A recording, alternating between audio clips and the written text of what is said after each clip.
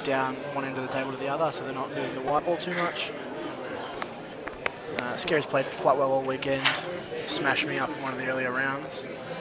So he'll be very confident today. So he's taking his reasonable problem ball off the rail, just stun off.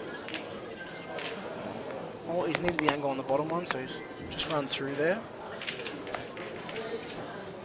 Look probably a little bit closer to the rail than he'd like, but he should be fine.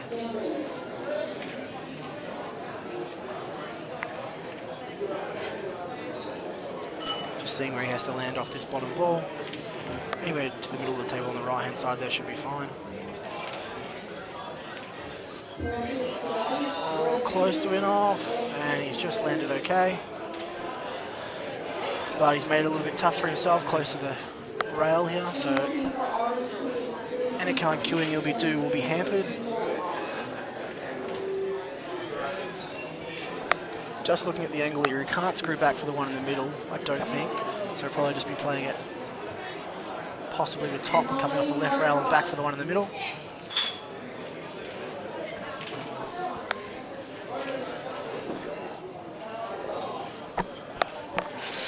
Definitely be taking that top ball first.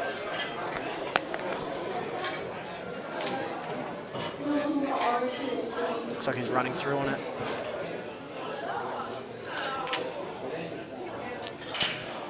He's come up a little bit short there, a fair bit short actually. Probably hasn't cued that as nicely as he'd like. He left himself quite a difficult cut. The white ball will be racing, but should be able to control that off a couple of rails. And the black is wide open into 5 pockets, so as long as he pots this ball, he should be okay. It is not an easy pot though. So we're looking at putting it in the left centre here. Just playing with the bottom so he actually comes off that rail to the right hand side. So fine though, that white ball will race possibly back up to the top, but you would think if you had to control it down the bottom. It's been a fantastic event so far, and I know a lot of the players thoroughly enjoyed it and want to come back, so hopefully next year it's even bigger and better. Oh, he's played that beautifully. Sat fat. So here we go. It'll be scary 2-3 down.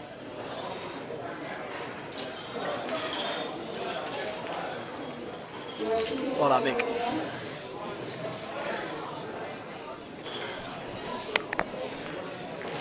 So if you just joined us again, we do apologise. We've just come back from some technical difficulties. Dan had some problems with the data today, so just happy to get it back online and running.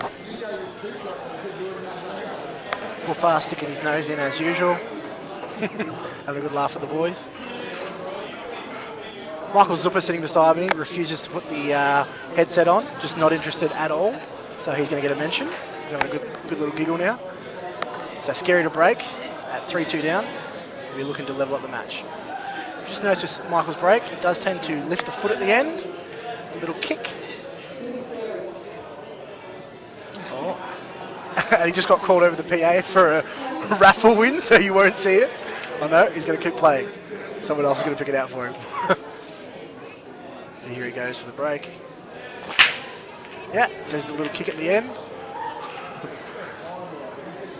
Which is a little bit feminine, but gets a good spread.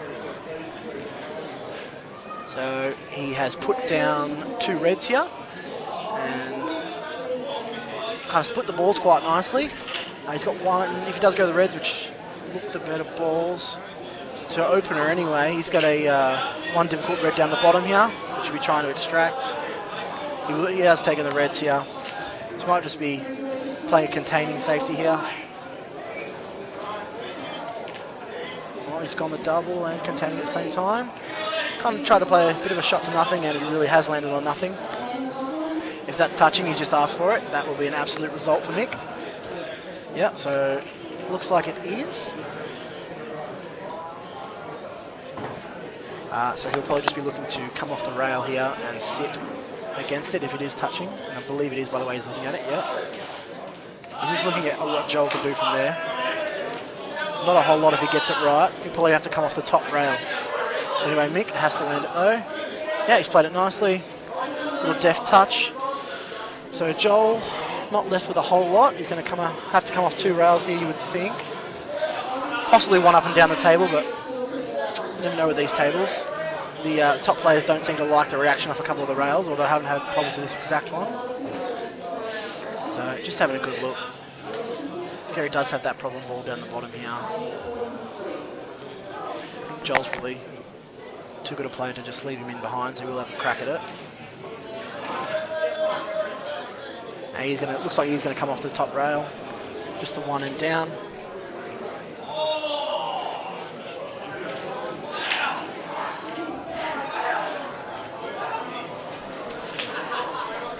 It's that time of the day where the boys are getting rowdy at the bar. JR hasn't quite been cut off yet, but probably shouldn't be too long now. And Joel's played that quite nicely.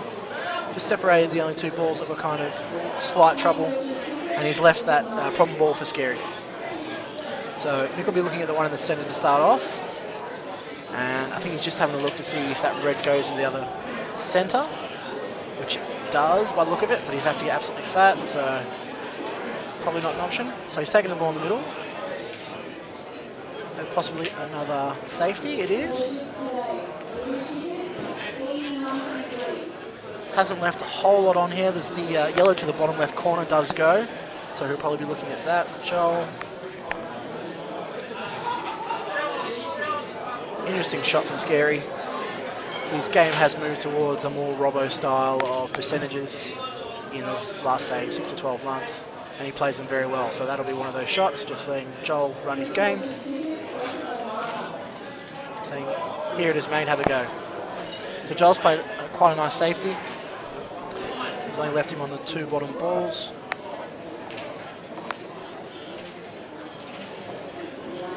So he's made Mick think a little bit there.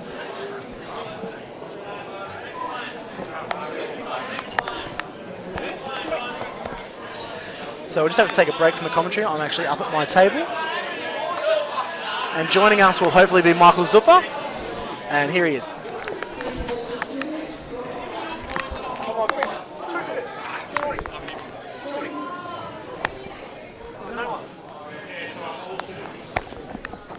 No, we'll have a slight break from commentary as nobody is willing to take the mic.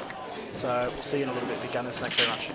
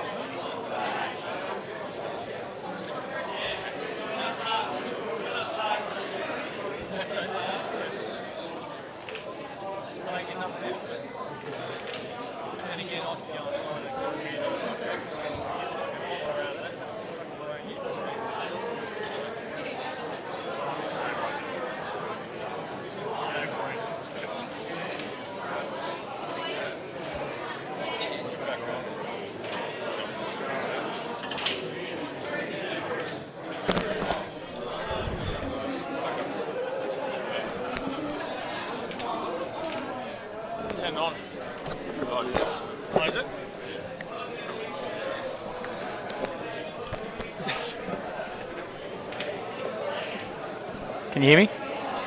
No. All right, guys. We're sorry about all the unfortunate streaming episodes, but they have been recorded, so you can probably go back to them and look at those. So Dan's done an awesome job. Here we see a pretty big match. Joel and Scary. Joel's 4-2 up, as you can see on top of the screen.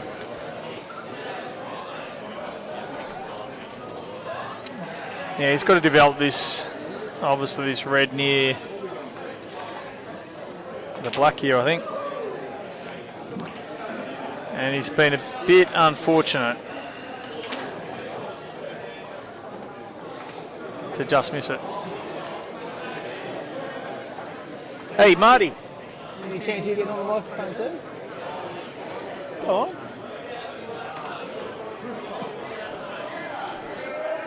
Sorry, viewers, I was just trying to get Marty Andrews to get on the screen, but commentary box that he doesn't want to.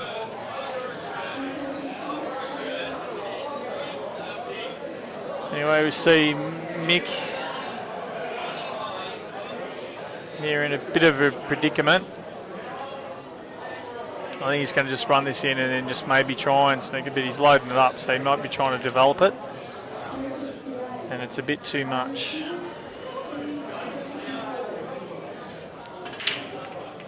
So now he's got a difficult decision what to do.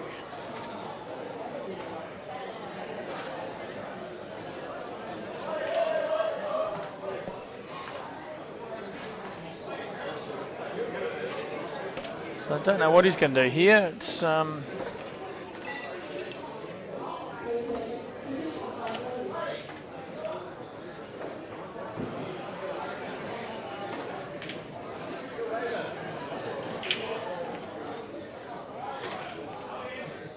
don't know if that was a good shot because he's left Joel a plant, which is definitely on. So I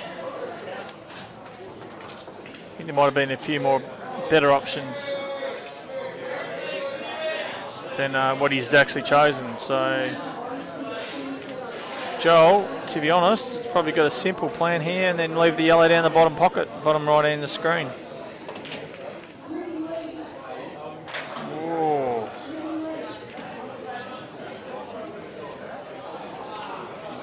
Can't believe Joel's missed that. So for all the viewers, Rusty's in the final. He's the grand champion. Whoever meets him, he's got to beat him twice.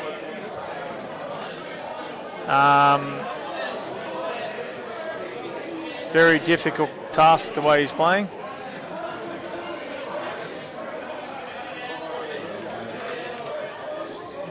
Trying to get Graham Wright to come on the commentary box.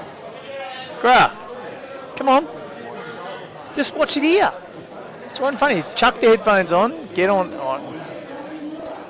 Woody doesn't want to be here by himself.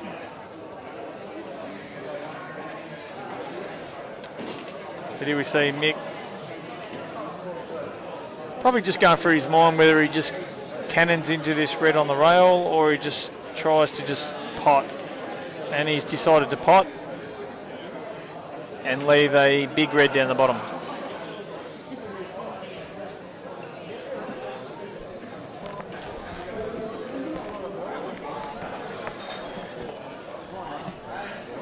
Welcome to the commentary, mate.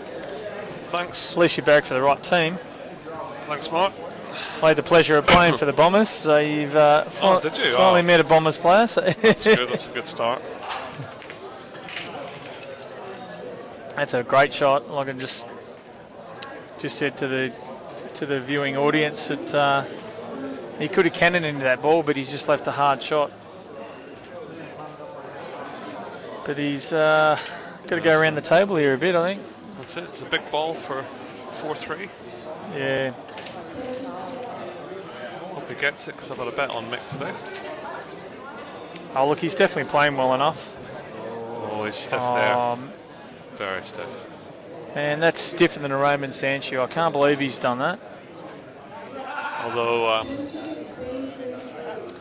He's probably... I reckon he can swerve this round and get it in.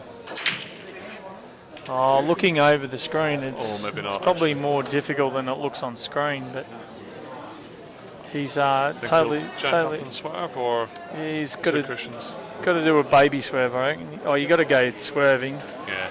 Gives you a chance to pot it. I think if he hits the cushion halfway up the left side, he might get it in. He's just got to hit it soft enough to hold, I think. Just a soft shot. Very unlucky not to... That's as good as he could hit that. Shot! And as I said, soft. That is a very, very, very big shot. Yeah, I took the 12-1 on Michael Scarry earlier today. I thought I'll go for... Well, he's probably the freshest out of all. Like Joel said, to play 2 matches already. You know, That's so right, yeah. look, in hindsight, he's... Certainly, and... he's doing pretty good. At this stage, I think all these guys can mop up. I think it's who holds their nerve the best on the day, holds the mental stamina, the physical stamina the most, and a lot of people, for some reason, don't rate Mick as one of the top players, but I certainly think he's got the game to win at one of these tournaments, and maybe this is his time. Look, he's an awesome bloke too. Like he's you know, loves the game, puts every effort into it. Yeah, he's got a massive break off as well. Like that's what they all do at the top. But I played him the other night. He didn't miss a ball off the break all match, and I unfortunately couldn't get one off the break the whole match. It's amazing, isn't it? Like some players just, you know, like Mick broke then held the white perfectly in the middle of the table, which is what you want to try and do. And he's just got an awesome start. He's obviously going to take yellows and screw down for the one in the centre.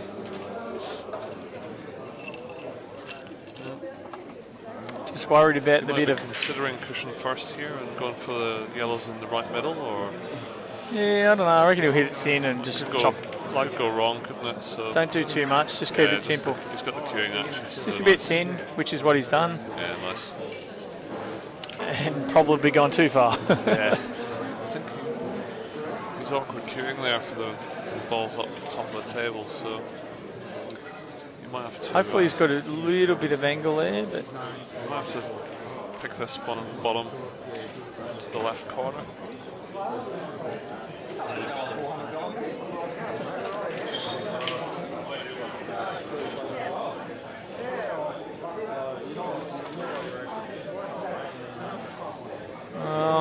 So my liking, he's got a bit fancy there. I didn't think he just needed to roll it in, but I think he's trying to show Joel that he's playing well and potting well. And I think he played to be underside of that red to have two options, but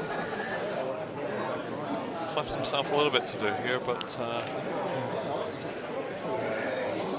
have to think one good pot and he's home and dry.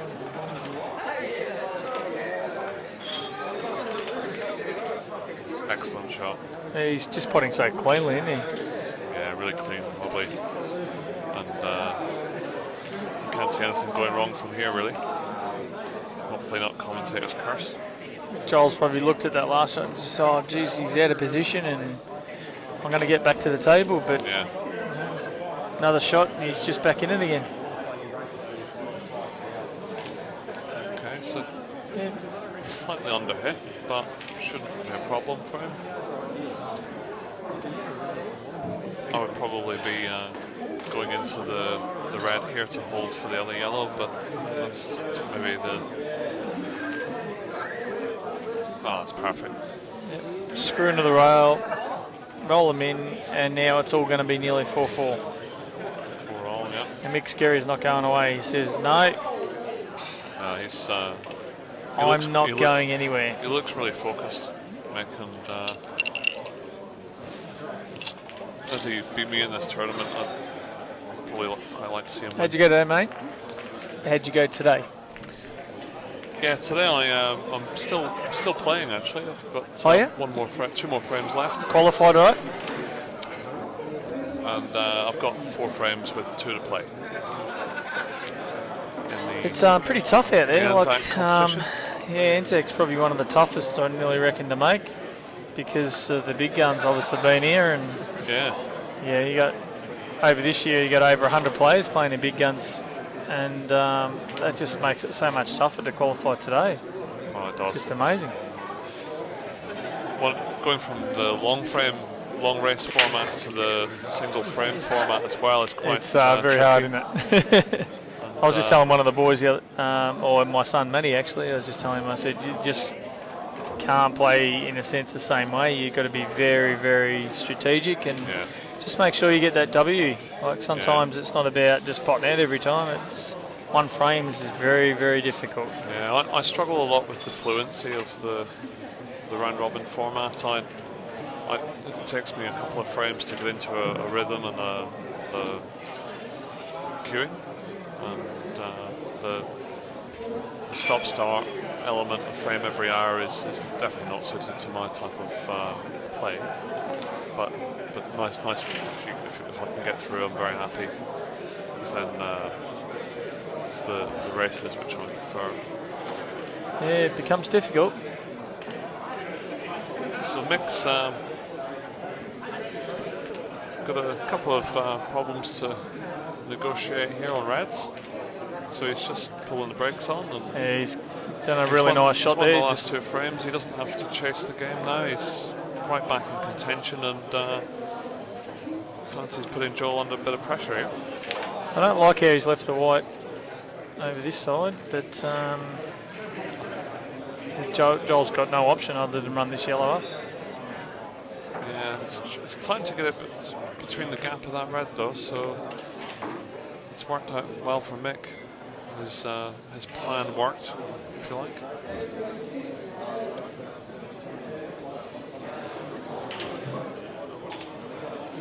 Just once again for all your viewers, Rusty Wheeler is in the final of the big guns.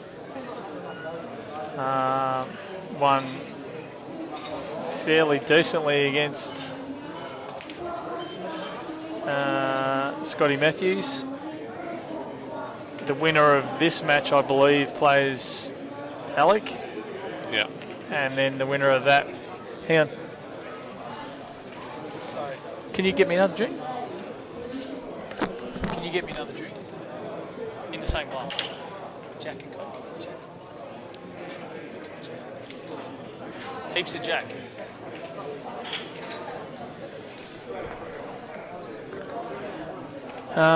Sorry about that. Listen to me drink orders. So we were saying that there's still another 2 matches for these players if they win. Yeah, it's just going to be huge, isn't in it? The final. Yeah, it's just like this going to go to. It's a marathon, and it shows you how much it hurts if you lose in the front half. You've got so far to go. Well, these guys, even Rusty's got to wait 4 to 6 hours to play. Yeah. You know, like I think he's gone home to his motel to try and relax and. I'm not surprised. And you know, but I think look, it's just so hard. It's so tough. Yeah, you know, these guys are playing for so many hours and they're waiting around for another result. And like I don't know where Alex is at the moment, but. Yeah, it's. Bartender's dropped me a drink, but he kept the change. It's a physical and a mental battle for these guys. It is, isn't it? Yeah. I'm a little bit surprised Mark Robertson hasn't got through to the final stages. I expected Mark to go close this year. He just didn't have a chance. Like he didn't really have much opportunity in the table, and I don't think he actually missed too much, but. There was a lot of money on him. I think if he got to the big guns final, there was a $16,000 payout for all the viewers out there. But you know, look, at the end of the day, he just really didn't get too many opportunities to get to the table, which in a race to 11's unheard of in itself as well. And I heard someone say that he asked for a break after his previous match to Rusty Wheeler, and he was a bit of controversy yesterday, which the actual truth of the matter is he just finished a match and just wanted a 10-minute break to get something to eat and you know. But obviously, in hindsight, you know, these matches, they went to 3 o'clock in the morning, so I think they're under pressure as well to try and get all these matches done. And so, you know, credit to both people. You know, the player really, you know, needs a break as well. But in hindsight, the incoming player might have waited 4 hours. True. So it is difficult. It is difficult as a tournament director, I suppose. Yeah. You know, in my thoughts, without being too biased to anyone, is, to be honest, 5-10 minutes not going to matter. You know, going to have a 5-minute break and then let's get it on again, and it's not going to be too big a deal. But at the same time, I think, you know, they're under pressure to get a lot of these games done. Obviously, you know, we're here at nearly 5 o'clock in the afternoon, and we've still got another 3-4 matches to go before we might even see a final. That's not right. 3-4 matches, but we've got at least 2 big matches. And Mick's been very stiff there. He's missed a pot, and balls have gone around the table, and he's accidentally potted one of Joel's yellows. So there's 2 shots here for Joel. 5 yellows remaining, and they're all pottable. you often see that, don't you? You know, you see him doing a person do a really nice out, and then all of a sudden they lose a little bit of concentration, and that's just the tiredness of, you know, these guys have been playing for nearly 3 days now. Yeah. It's just a split second, you know. And who do you think will win this year, Mark? Oh, look, definitely the informed players, definitely Rusty. No one's even come close to him. You know, he's just in another league. Takes all his opportunities. When he seems to miss, I don't know if it's a bit of luck, but when he seems to miss, it just seems he doesn't leave too many opportunities for his opponent. But with Rusty, I've seen that he's just got so much ability to break and pot out. So even if he's 2 games behind, all of a sudden in 5 minutes, he'd sort of almost even again, you know. And the poor opponents is struggled for like 15, 20 minutes to get that lead, and all of a sudden he just sweeps it up in. He's just got that ability, like he's just brilliant. Joel's he's not hit this one. It could have been a couple of inches closer to the black, it would have been unmissable. It's now missable, but he should still knock it in, no problem. Wow. See what I mean? It was just a couple of inches shorter than he wanted. Just enough to make him think twice about it, you know what I mean? I'm very shocked. And He had 2. Oh, of course he had 2. Of course. Maybe it wasn't on. Maybe he's just... No, it was definitely on. Maybe to the camera. I think that might have been the case. That he just tried to set it over the hole and just overhit it a tiny bit. Yeah. He's been knocking the doubles in for fun this week, so... Look, I think you'll see him cut it down just to cover the bag at least anyway, and put more pressure on Mick.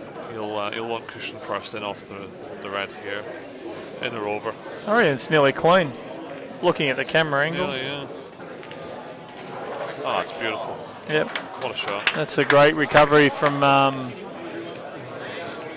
the mishap in the centre.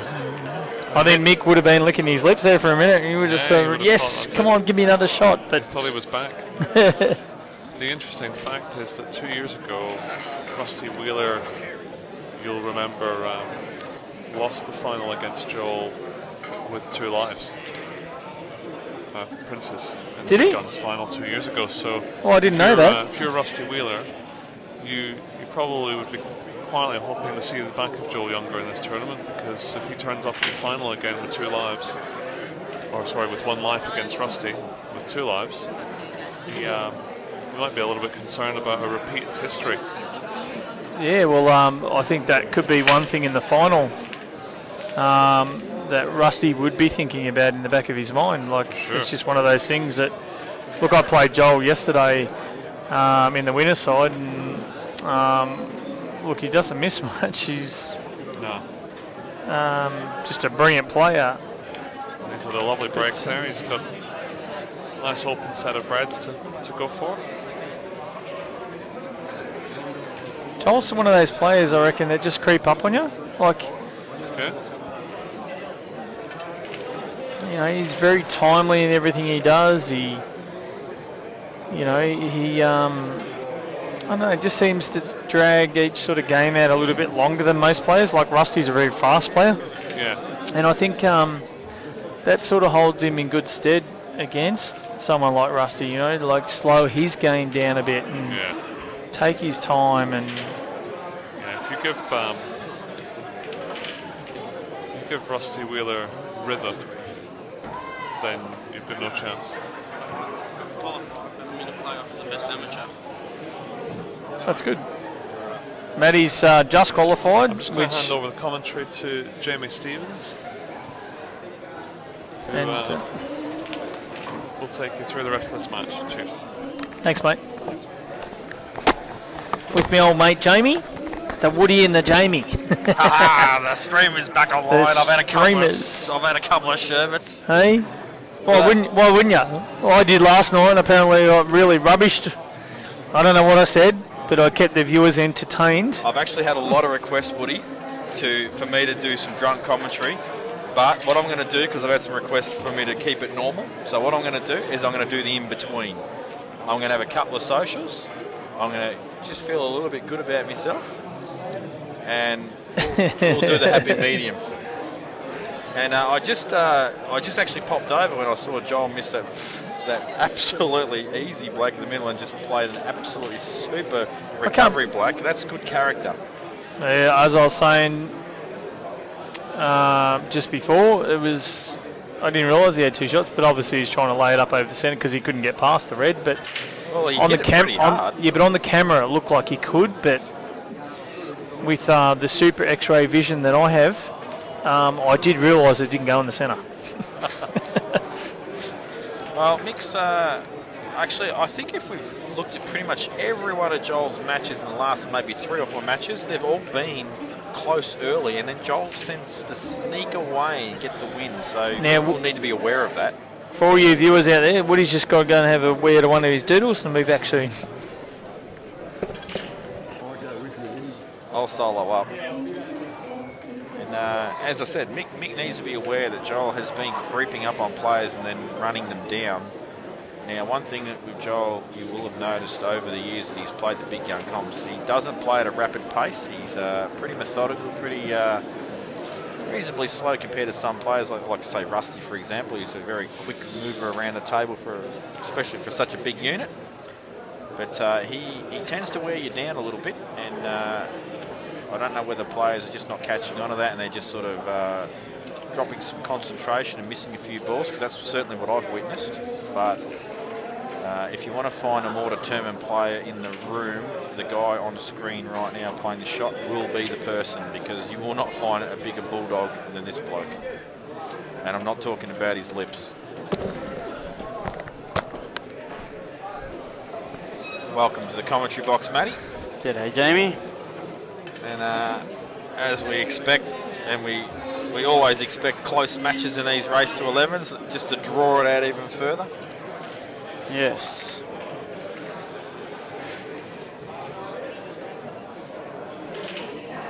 And well, I'm just actually quickly looking at this.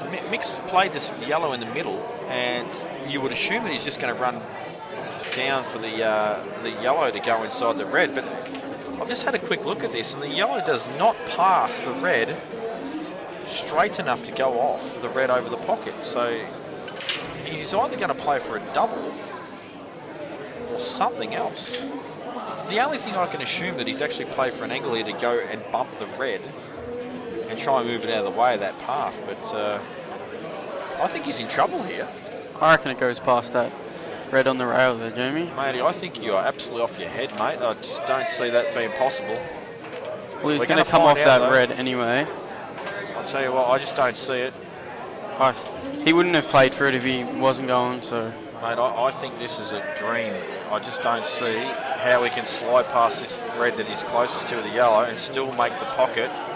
But I'll tell you what, you've got younger eyes than me, Matty, so I'm going to trust your judgment as he plays this shot.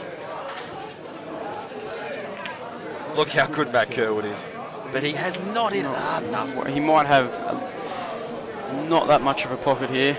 I'll tell you what, I need to go and relearn the game because I've just made probably the worst call I've ever made on CueballTV was saying that wasn't on. But maybe this goes as well, the way he's lining this up. Well, it did go. He's actually cleared nicely, but he's Chinese sneaking himself. Steve Tran has come to the party. He's in the room too, on the qualifying tables for Anzac Day tomorrow.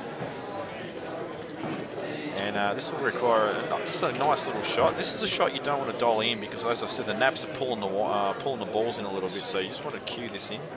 And that's what he's done, and in it goes, and it's a 5-all result.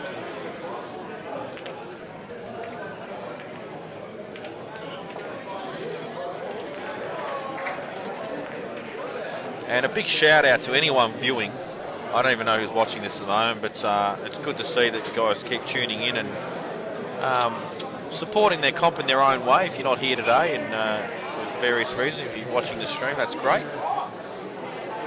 But for the guys that are regular stream watchers, I'd love to see you get down here and play a few comps as well, just to keep the numbers up. 60 people watching. So we've got 60 actual streams. I don't know how many people per stream are watching, but that's pretty good. And I do believe we have a bit of overseas presence as well. So, and that's fantastic that the CueballTV has gone global. And a big break there too from Joel. And I'll tell you what, Matty, what do you like here? I like the yellows. Yeah, reds aren't that. Reds look nice initially, but then you realise you've got to sort of place pinpoint positional shots, whereas yellows, you have a little bit more room to move, especially now. Yeah. Nice opening shot there from Joel, just to develop one of the more awkward yellows in this pot out. And obviously, really the only awkward yellow left now is one of the white balls closest to. He just needs to get some good position on it. I mean, obviously it's not that bad, but you just need to get some good position on it just to clear it out of the way. And I'm sure that'll be the attempt for this shot. So probably a bit of topspin, just run right through. And that's pretty good. Yeah, that's perfect. So Joel will now stun off side cushion, land on the ball in the middle of the table to the left centre. And he will pick these balls off, I reckon, with not too many problems. Now, actually a very important thing about this out too, and it's something that people will fall victim to and miss the out. And that's when you play this off this ball in the middle here, which he's just played for now, there is no other option but to play for the ball on the right-hand side of the table. You are working your way down the table.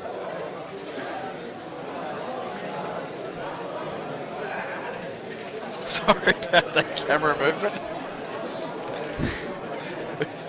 Just had some clown just practically trip over it. So he will be potting this ball in the middle, and he will be basically stunning back just past centre table to the right hand side and playing the highest of the three. And as I say that, he's lining up the ball I'm talking about, but he's disagreeing with your shot, Jamie. That's nothing unusual. I swear they've got earpieces in, and Dan's like secretly putting them in and is saying, listen, Jamie's going to say what shot you're going to play. Can you please play the opposite? And they are obliging yet again. The only reason I don't like this shot, Matt, is he's got to get up past centre again to make it nice and neat. But when you look at it, this is just a dead stun. He's got perfect angle for a little stun up off the side cushion, and he can land right behind that yellow. So I misread once again, but he's still got the angle I've spoken about. So this won't be a run through. This will actually be a stun. So you'll actually see the white ball come off about 3/4 of the way up the table before the centre pocket. If you were to run through this, it'd come off the side cushion about halfway up. A stun shot will widen the angle, and it will come off about 3/4 of the way up, and then he'll be nice and straight, or just pass straight on the yellow. Yes. May even screw straight up the table if he prefers, and that's what he has done. But he's underhit it. But looks like he has to go around the table here. Now, as you can see here, he's underhit this, so now he actually needs to move the white a little bit, or play probably a shot that will be more medium rather than short range on the black. So this is why I would have opted to eliminate this ball over the block earlier. Is he going to screw it? No, he looks like he's going to top Looks like he's going round. through the 2 reds. Yeah. Nice shot, but still it's a medium range shot. He could have been, if he had eliminated that ball early and stayed down bottom side of the table, he would have actually had a much shorter range shot. But I do not expect Joel to miss this.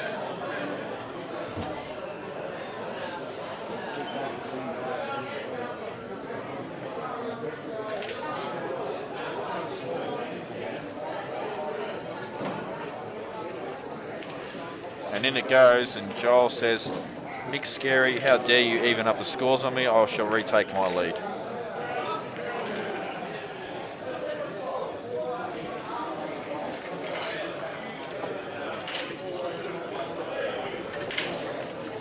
And if you've just retuned in again since the stream's come back online, I'm pretty sure we have hours and hours of stream left, because I think there's another 2 to 3 matches after this to go before we reach the conclusion. Yes. Actually, the winner of this, I think, plays Alec, is it? Yeah, the winner of this plays Alec, and the winner of Alec and whoever wins this plays Scotty. And then we'll have a final. And then we'll have a final. But if the loser person, whoever wins the loser side, beats Rusty, they have to play him again. So potentially we have another 4 matches. So not including this one. Rusty's got a double chance in the final. But I don't see Rusty losing the way he's been playing throughout this tournament. I agree, but I actually had 100 on Rusty earlier at $1.50 with the double chance, but I made a quick note to Travis. I said this 100's not safe if Joel's still in the tournament. I think Joel actually can beat Rusty because of his style. I think well, I shouldn't say Rusty will beat all the other guys, because obviously everyone that's left is class act. But I just think Joel is, with all the previous 2 years of winning this comp, he knows what needs to be done at the business end. Yeah. And he just didn't get quite into that enough. He wanted to obviously be a bit straighter on this ball in the middle. And a few problem balls as well also. He's got the one that's close to the 3 reds on the left-hand side. That's really the main issue, but a nice shot here from Joel. He's just missed the red, but gets a bit of second prize and gets the coverage over the pocket. And actually, I think he may have even totaled. No, I think he can hit the edge of that red near that yellow on the left side of the table. Well, that's actually even a better result. You actually don't want a total. You'd rather Mick be able to actually hit something. You are right, Matty. He can play this ball, but do you really want to move these? Yeah, you don't really want to move these balls. I'd almost rather come off the back cushion and backdoor the red that's near the... well, he has moved and he's actually opened the frame right up. You saw my name flick up there for a sec. I thought I was still in the comp, but I'm not.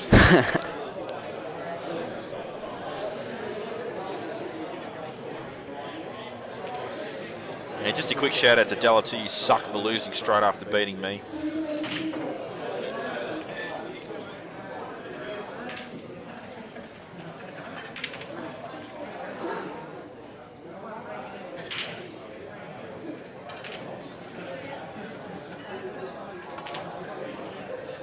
And actually, just if you do stay tuned in, I will have a special guest on here later to do some commentary.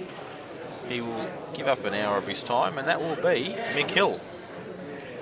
I think today's the only day I've been able to get him sober so far. I don't really think he's sober. He's continued to drink. He's only had a couple of socials though. I actually tried to have a round with him and he wasn't keen, so I think he's actually trying to look after himself a bit today, because he's actually playing in the Anzac Day comp. So I'll get him in commentary a little later on, and we'll get some good insight from the multiple world champion. So yes, the winner of this match plays Alec.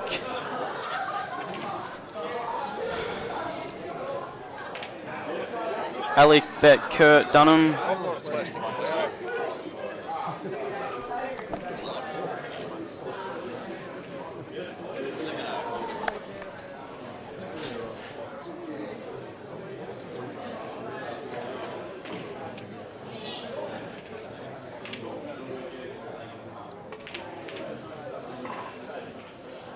I'll get you one when you're ready. So that was a very loose shot there from Joel. It's like he actually didn't really decide what he wanted to do there. I think Mick's just going to try cover this right corner pocket where Joel's yellow. I'm actually wondering if he'll have a dip here, Matty. I'm wondering if he'll actually try and just punch it in and just clear the yellow now. One thing I have found about these tables, when you're playing over distance and soft, you generally don't hit the spot you're aiming for. They are drifting a touch, and attacking the balls I have found is the recipe of the day. The problem with attacking the balls all the time, if you miss, you lose. He looks like he's swerving. Yeah. To try and cover. Oh, that's a reasonable good shot there. The problem with his shot is Joel will just push this yellow into the pocket a little closer. I don't think he can see it actually. No, the other one yet. Surely you can, but he's just going to bust this out instead. Well, he's popped the red. The red. That's actually not that bad. Yeah, it's not the most damaging shot in the world, but I still think Mick can promote and force this yellow away from the pocket too.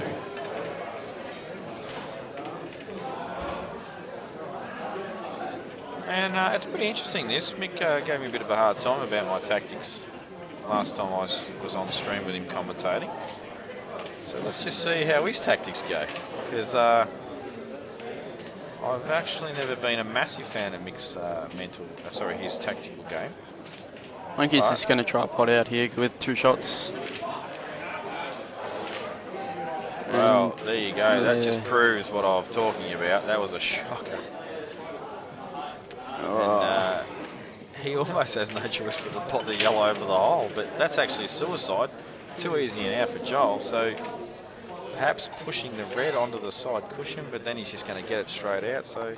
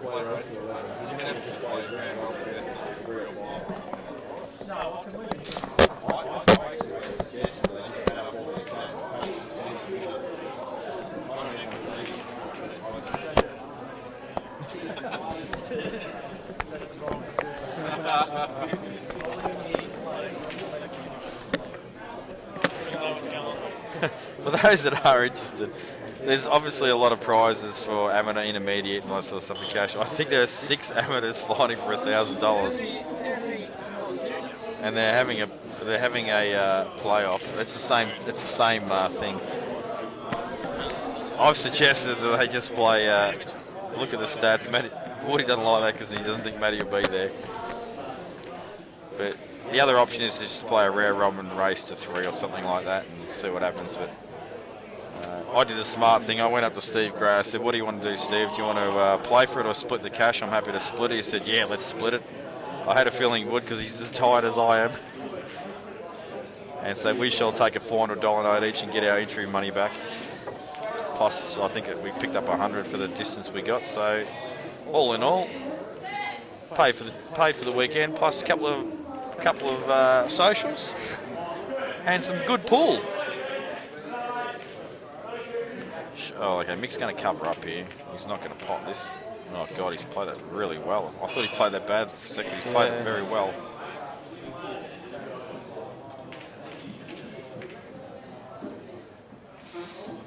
Well, because he's got such good coverage of that yellow, it's time to start moving those 2 balls he's right near. He really needs to double the red, I think, and get to the left-hand side pocket and just put something in the way of the black. Never mind, he's not even at the table. They've both got bald heads these days. I'm just losing me one.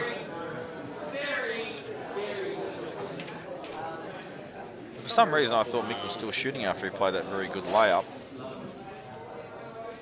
And, I just interested to see what Joel does here, because you can't just go ahead potting all these balls. Mick can still kick this red out, so interested to see what Joel comes up with here.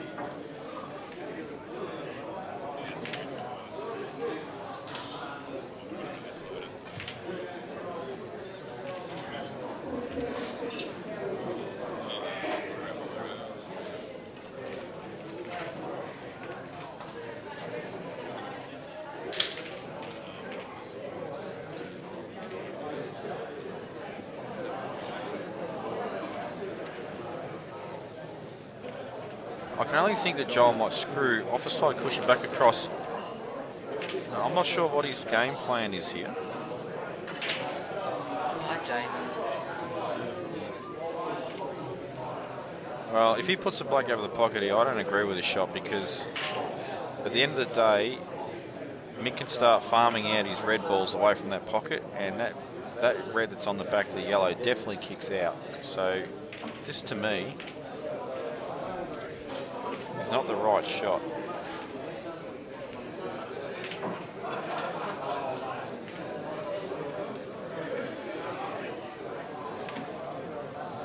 So anyway, the tactical prowess of Mick Scary needs to be displayed here.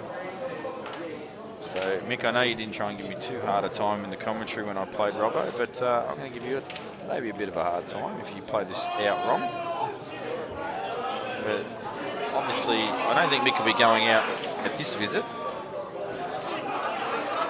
And Mick needs to be smart the way he manipulates his reds here, because, and the reason I say that is because Joel will want to keep pushing a red down to that pocket. He won't want to push it really, really, really close, but he'll want to push in the area. That way Mick can't kick both balls out at the same time. And Mick will need to put himself eventually in a position where Joel can't actually do that. And Mick will still have an option to kick out that red and keep his second visit. So this will take a while to pan out this frame if it plays in accordance to what I've just suggested.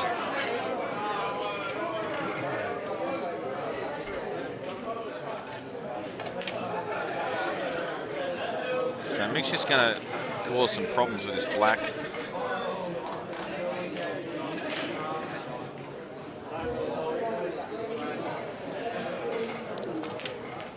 Actually, I would like to get your insight here, Matt, as a young fella, and what you would do in this position, because it's a tough position to be in, and there are a lot of options available.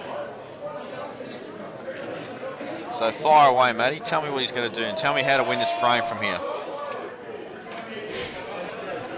Matty has decided he does not know how to win this frame from here, so you will hear only my voice for the next 20 minutes. Apparently, how you get. Well, that was a poor miss there from Mick.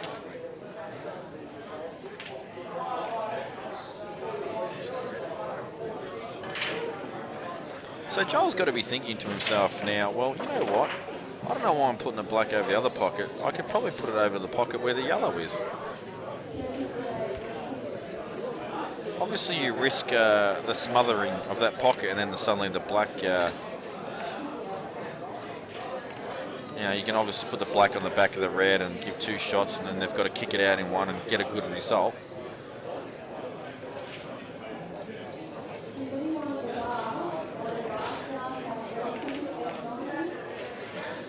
I think Scurry needs to just clear all his balls out and get him over holes so Joel actually can't double him back over. That's Ricky Lee again. Pretty sure that's Ricky Lee.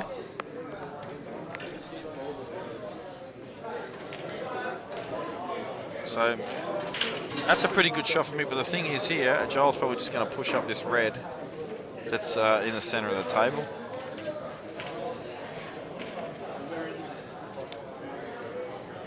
Now, if I'm Joel here, the natural feeling for a player here will be push this to the side cushion, whereas I think the better shot is to actually push it to the bottom cushion. Much harder to actually obviously play a double and get a big result, and then you've got two to kick out the red. So I want to kick this. I want to kick this red about less than a foot away from the corner pocket on the bottom cushion.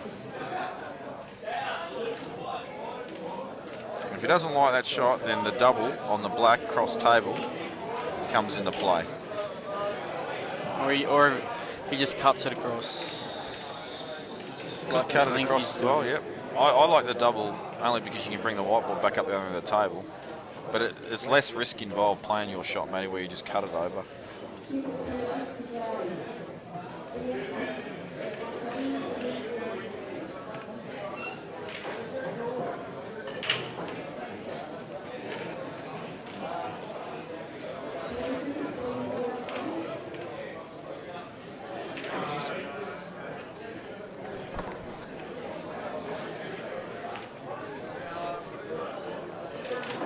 Joel has played Matty's shot.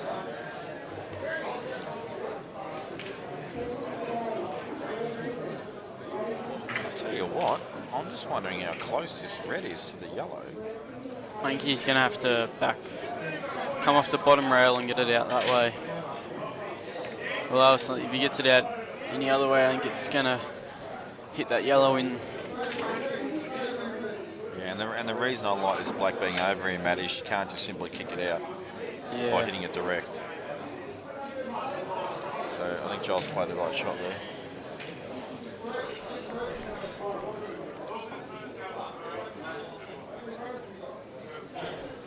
And I'm out. I was going to do some commentary on Mick as well. That's fine.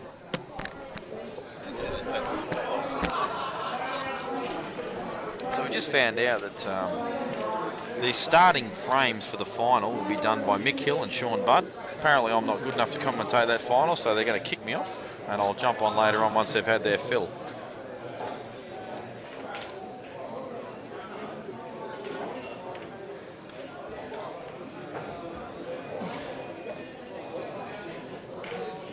And Steve has taken the headset off Matty. He's just, Matty, get out of my way. I know these tactical games. I'm going to get involved. Steve, qualified today? Yes, I did. Thanks. Very nice. I left it late though, but finished well. I like your insight on this frame, Steve, being new to the tactics game, being a proficient snooker player. Yep. Mickey's on reds. Mick's on reds, is he? And he's so, is he going to put the black on top of the red then? Well, the problem with that is the angle that he's got for that black to put it on there is horrible, and to not leave a foul snooker and keep the red tight on the red would be very difficult. He's in a real tough spot, and Joel will make sure that he continues to stay in a tough spot, and he'll probably double this red back down that end of the table. And as he has done so. I'll tell you what's good about that shot, Steve, and that is if that was actually closer to the black, you can then sort of kick the black out, and then you can get yourself back in position where you can try and pick up two and kick the red out. Now, I mentioned at the start of this tactical battle, once the Mick put the red on the back of the yellow, that Mick will need to manipulate his balls in such a way where Joel can't foul and keep killing his reds. And that's actually a very difficult thing to do. See, now if I'm Mick here, I actually double the red and kick the black out. Double the reds. Off the back cushion and kick the black out. It doesn't matter if the red stays there because you can actually hit that with the white ball, but you can't hit the black with the white ball. Okay. So, and that's the right shot there from Mick. So the black is now away from that pocket, even though he didn't promote it as well as he would have liked.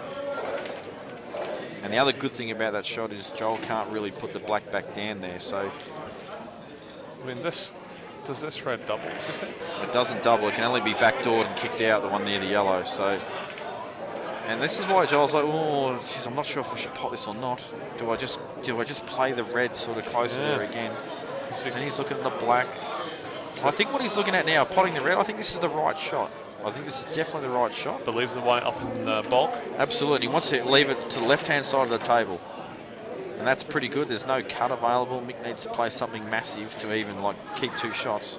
I think Mick will come off the top cushion and kiss the red half ball. The only problem with that is obviously the black's not on, so we'll need to play a double.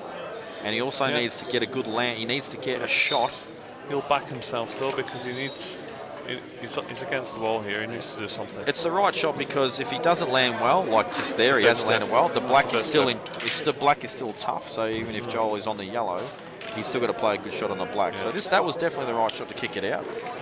And Mick was very patient there and waited. I think the obvious shot here, Jamie, you obviously spot the snooker straight away, promote the red, and even if Joel pots this difficult snooker at yellow, he's got a very difficult black as well under pressure. So absolutely, and this is where Joel has to make the decision. You know what? Do I just foul and put the red over and let him kick it out in one and take the double on himself, or do I go up and down and I take the difficult black on? And the answer is I'm going to foul. And that's not a bad shot. It's not bad. The same shot's coming right up though.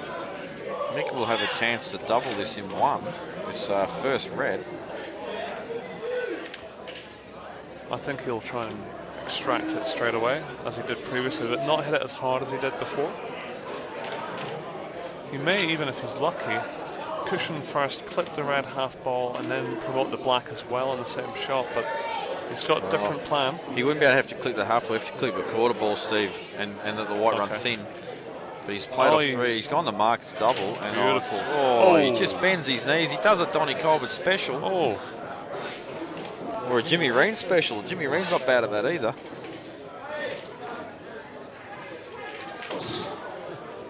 However, he's actually played a very good shot there. He's given himself every opportunity to run this rack now. Mick Hill's just walked in. He has. Would you be doubling this black all day, Mick?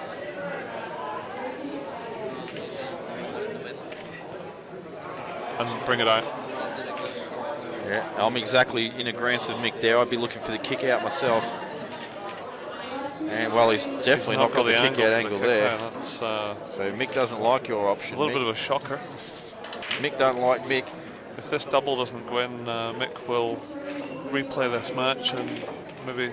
Well, he's landed perfect, I reckon. But remember, these cushions are not doubling very easily. I've worked these out, Steve. I really have worked these out. I love them. I think they straighten up. Everyone else in the room except me, I think, thinks that they spread wide. I think they straighten up, and you've got to aim wide. And in that goes, and Mick Scary has played a very good frame. Well done, Mick. How do I bag him out now about his tactics? Well, as I mentioned earlier today, I've had a bet on Mick Scary today. What were the odds? 12 to 1. That's a good bet. I was almost going to back Scotty Matthews at sixes. Oh, that was a good bet. I didn't do it, but I was almost going to. I think Rusty pretty much demolished Scott earlier today, so. Yeah, Scott didn't play well. To come back I actually went over and asked what Rusty's odds were with the double chance, and I got $1.50, so I just whacked 100 on it. I thought, why not? But this man here on screen is probably the only bloke I think can beat him. I think you're twice. Right. I think you're right. Just because of, well, he's won it twice. He knows what it's all about. There's still some extremely proficient players left. There is. I mean, obviously hoping Mick can get up. I think Alec is also a very big danger. Yes, yeah, there's plenty of big guns left in this event. And so that break didn't really come out very well as far as the spread's concerned. At this game, I think this is what keeps the players coming back over and over and over is if you can ever work out the break where you can get all the balls to spread perfectly and you've got an easy out every frame, then that's when you can give up the game, retire and say I'm too good for this game. But that's just not possible, unfortunately, and that's what keeps us coming back over and over again to find that perfect break and that perfect game.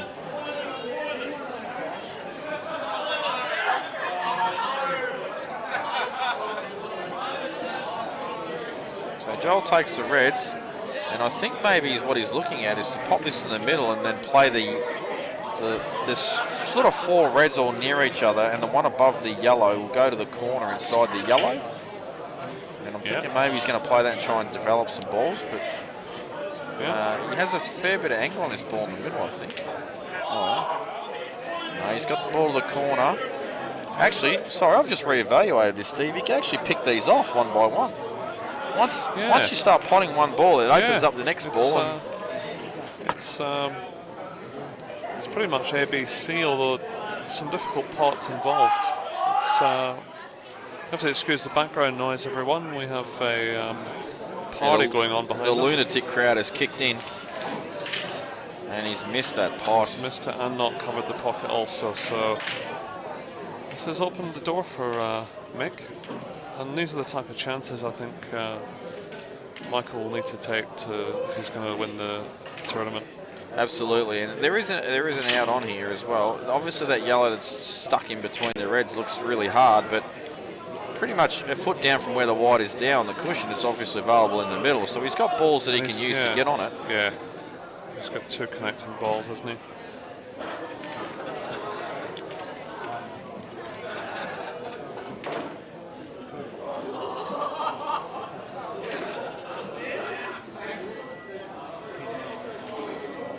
A little bit of pressure on this ball though, because if he misses, he won't miss this. Oh, that's good. So he wants to land pretty straight on this next yellow down the cushion. Oh, he may have got a kick.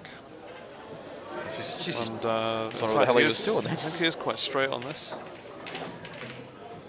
think he wanted a little bit more angle. I wonder if he's got to borrow some of the pocket. Tell you what, if that was Mickle in the water, I would actually at least ask Joel. I told him I was going to do it. He's just whacked the chalk down. No, I think he did ask. He did? Okay, Yeah, he's he done did. it without me seeing. Geez, that was quick. It was quick, yeah, but I was wondering what the hell he was doing there for a second. I didn't see the chalk go down. he's not that cheeky. I thought he was just wiping something off near the ball. And did you qualify today, Jamie? I actually didn't have to qualify, which is Oh, that's fantastic right. because I was in today's earlier frames for big guns. That's a good shot. Yeah, Mick's actually tried to pot that, obviously, and he just used a little bit of right hand side to get a nice You angle think he on the tried to yellow. pot? Absolutely, because he's fat on that yellow. He just stuns it in. He's also on the next yellow that's just below, like to the very left of the white, and then he's just got a little drop in on the yellow and pots the black. So he absolutely tried to pot that. So mixing a bit of strife here. This is a smart shot from Joel. This is exactly the shot I would play. Drop it in. Yeah. The only reason I say it's a shot I'd play is because he kind of doesn't have heaps of choices but to play it, and I hope that Mick makes a mistake. I would be doing something here, but probably the wrong thing, because I don't have much pool knowledge yet. And that would be, I'll be trying to pot the first yellow off the red into the middle pocket. It's not that bad a shot, Steve. If Mick does that, he's looking at the plant into the other centre pocket This here. is a bit but dangerous. I actually like the other one better, don't you? Well, all I care about here is opening them up and having a shot on the ball. And I believe if he does that plant that I've suggested, I think it'll promote the other yellow into the middle pocket if the white comes over this side. The left side of the top yellow. I think the reason he's trying to hit the yellow first Or is to he'll make do sure it none of shoots the out. above and absolutely Yeah, if probably you're pot it in wondering- the corner now or something. No, he's jacking up just to hold the white. Oh dear. Oh, he's pot the yellow. He's had a absolute disaster there. Yeah, he's just misread that, I think, that He'll shot. be really upset with that shot. 6-all against Joel Younger, you just can't afford that. Yeah, I think he's had some good fortune, I think, and those two reds above the two yellows, I don't think they pot. I think they go, mate. So he may have to go into these now and try and get some development. The bottom one's on, he'll just pot that and screw back, I think. Oh no, he prefers the corner pocket. Okay. Yeah, I think this is a natural angle just to stun into him. Just drop it in. Oh, yeah. Well, okay, this tells me something's on. I think he's fine. I think he's going to play the billiard shot here, Steve. He's going to play the red at the top corner and let the other one, the white ball, just promote the other one. I think the right hand one goes, doesn't it? In the middle? Geez, I don't know if he does. You'd think he would have played it already, but You would have thought so, wouldn't you? But maybe he's not sure. well, you might be right, Steve, because he just sort of lined up a double for the second red. Or he's going to play his bottom ball and land on the bottom. The bottom of the two reds must cut into the middle if you land in but the not right from spot. there. Yeah, so he wants. And if it does, he's it's landed perfect absolutely position, perfect. That is a beautiful shot. He's got the white on a piece of string, this guy, hasn't he? That was a fantastic shot. So he's just going to He's push still through got 2 this shots, so it's off the yellow. Perfect for the sayonara. middle. While Joel just finishes up his throw and they re-rack, I'll be back shortly.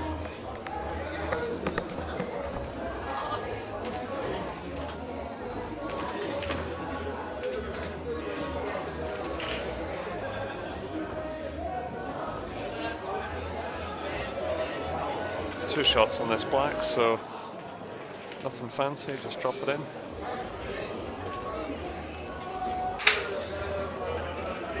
And there's the tournament organiser, Travis Crawley, done an excellent job. It's a massive project running this tournament, and he's put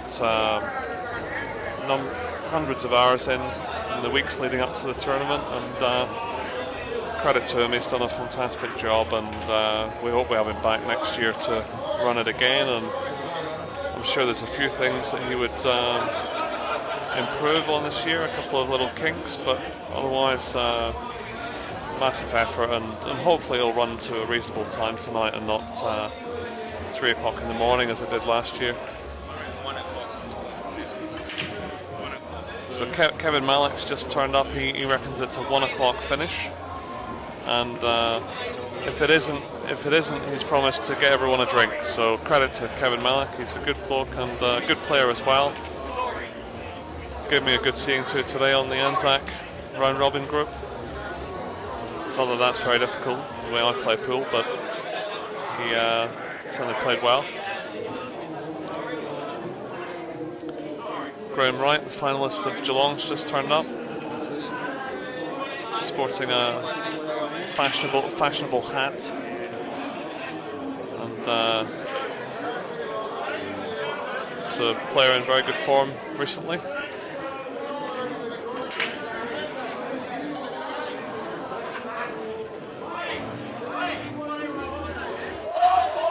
So excuse the background noise, there's a party going on behind us. A lot of the pool players like to have a few drinks in the closing stages of a tournament, and it's a great atmosphere in the venue tonight. It's electric, and we're just waiting while an intermission while Mick takes a comfort break.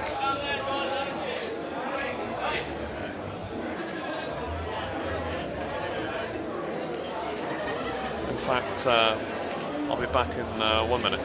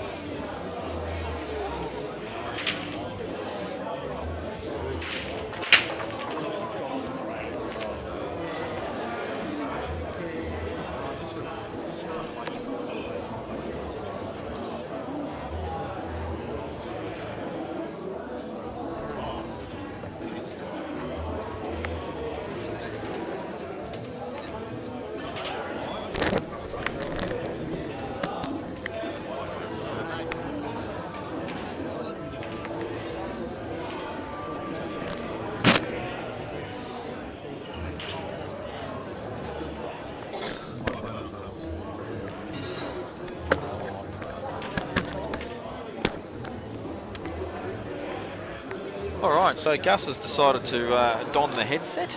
How you going, No everyone? pun intended there, since Don Cobb was sitting right next to me. And Joel is going, well, he's already looking like he's going to pot out a Reds, Gus, man. Yeah, I wouldn't put anything past him. He's the ultimate professional, solid. He is. And do you reckon that black goes past the yellow to the corner? If it does, this should Probably not, off the jaw. shouldn't be too hard an out, but if it doesn't, well, then there's a bit of work to be done. I'm sure he'll manufacture something solid. He's that good. Even that 3-ball plant needs to be played right, and he's just lined it up. And if he does play the 3-ball plant, the first red that he contacts will actually cannon into the yellow above it, and he'll have a pretty. They'll hold pretty well.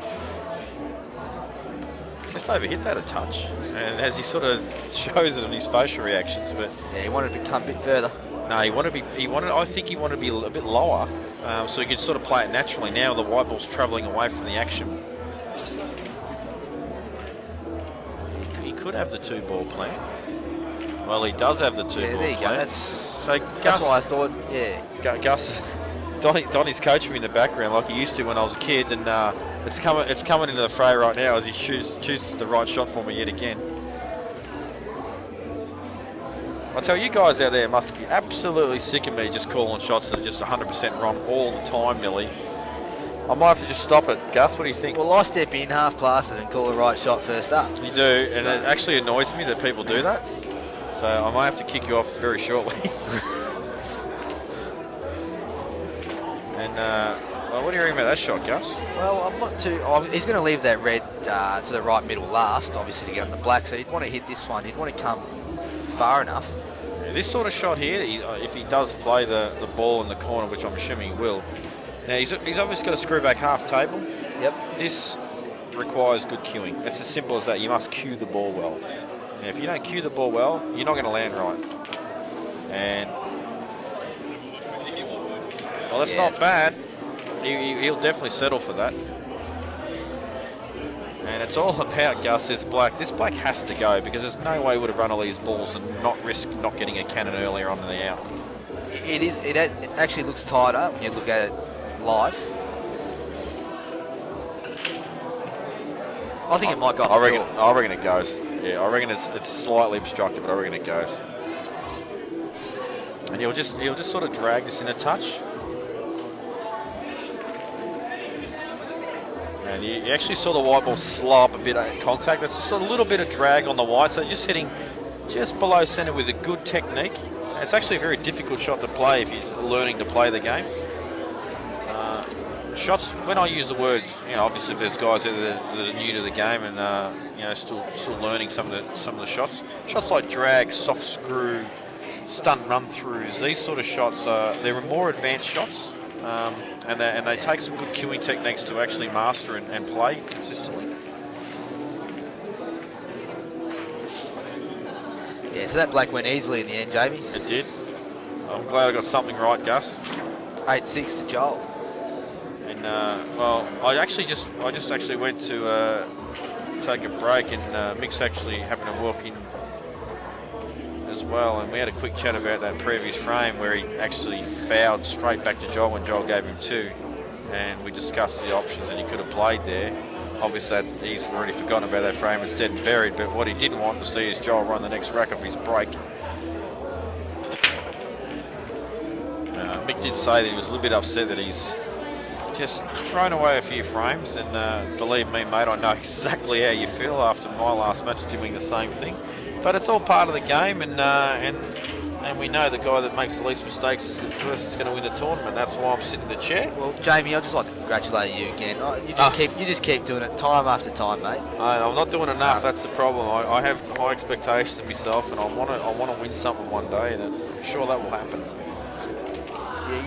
Yeah, you just keep. That's why you're solid, because you are as solid as it gets, mate. I try to be. I'll tell you what, I'm more liquid now. Unlike both of us on our doubles performance. Yeah, we'll forget about that. That day event happened. So Joel did not want to take a ball on there, and he's played a little safety. I'd just like to point out, a lot of people want to get Ricky Lee on the mic.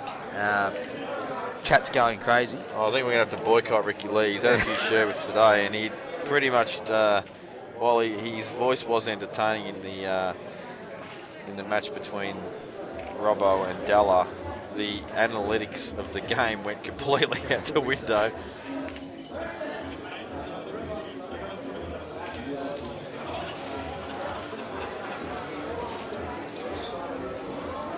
And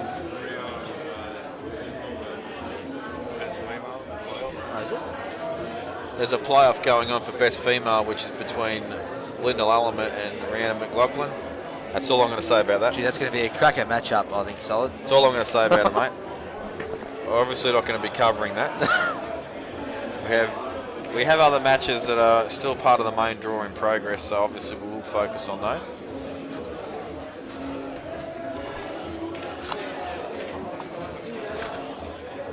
But I tell you what, if we actually did put the camera on her, at least she'd have some candy. No, so what's the score of there? It's 1-0, not sure who to though, but yeah. Surely they're not playing race to 11. You are kidding me. Alright, well, good on them.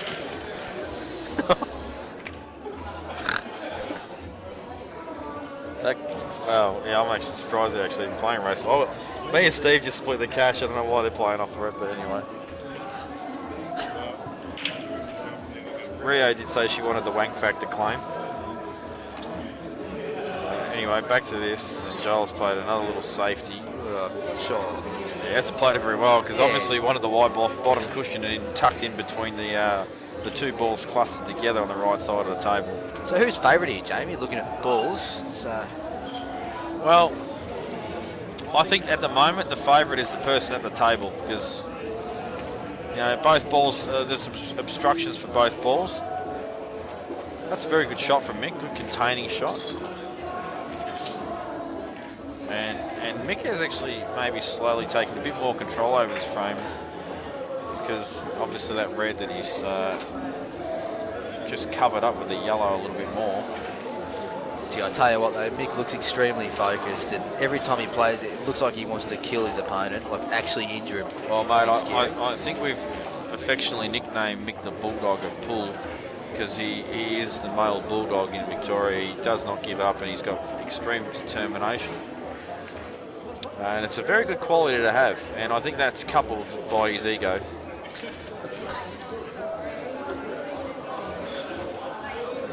But the thing is, he wouldn't actually have that determination if he didn't have the other characteristics. So I'm not actually hanging shit on him there. I'm actually giving him a rap.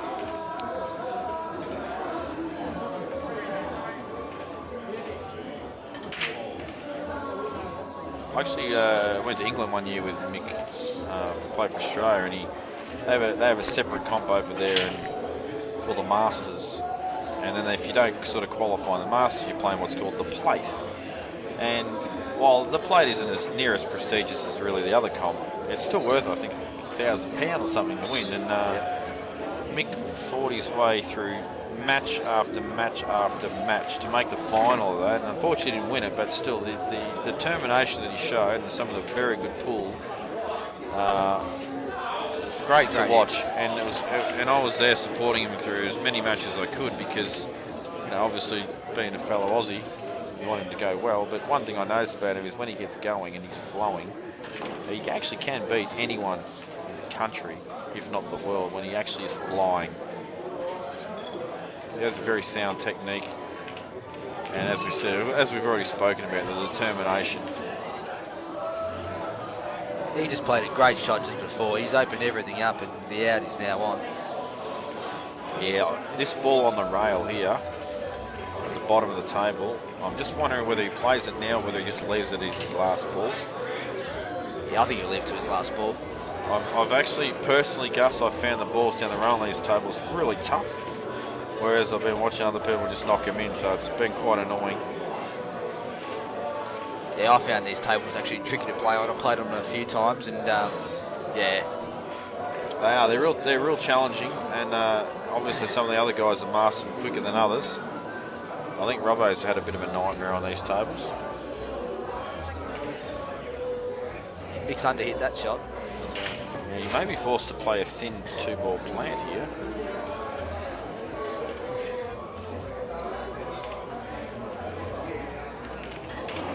I think this is the shot just purely because even if you don't quite get the pot, the yellows should probably stay over the hole and you'll have some coverage at least. And if you get the pot, obviously you've got the ball to the centre. So I think this is the only shot available.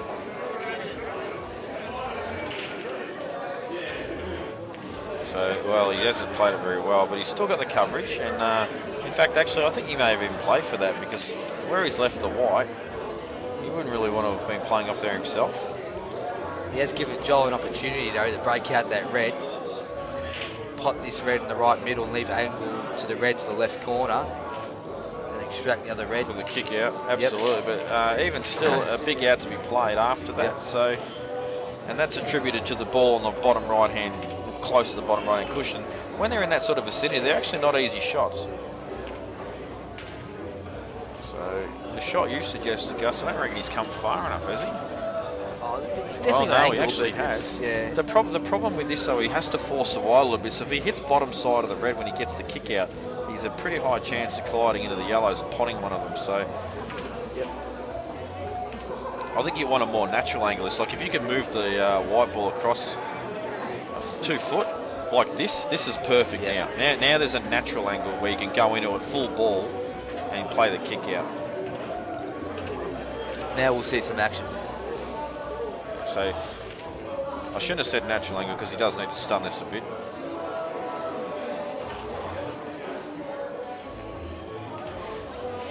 Oh, it looks like he's playing with right hand side instead of stunning it.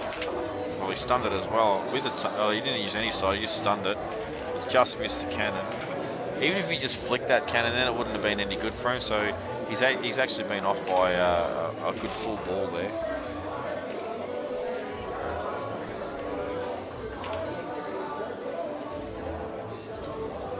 They just play a containing safety here.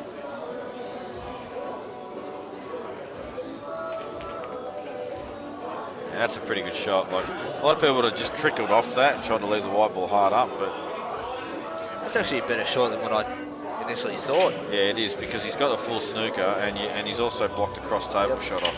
Forcing Mick to play one of these yellows to the top right corner. Yeah, I think Mick can be mad to pop one of the balls in the top corner right now.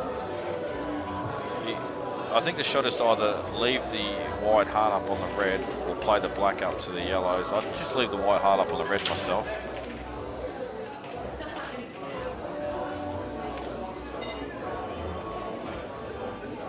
I'm not sure about this unless he gets it really tight. That just gives Joel a little bit of room to move there, I think.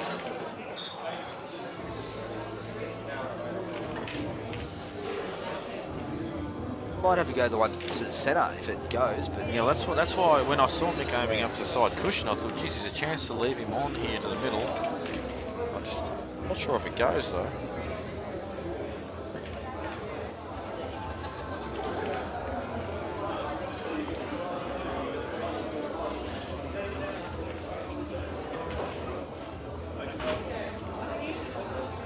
So he's played a little flick off, and this red's going to go up to the corner now and just cause some more traffic. Mess things up a bit more.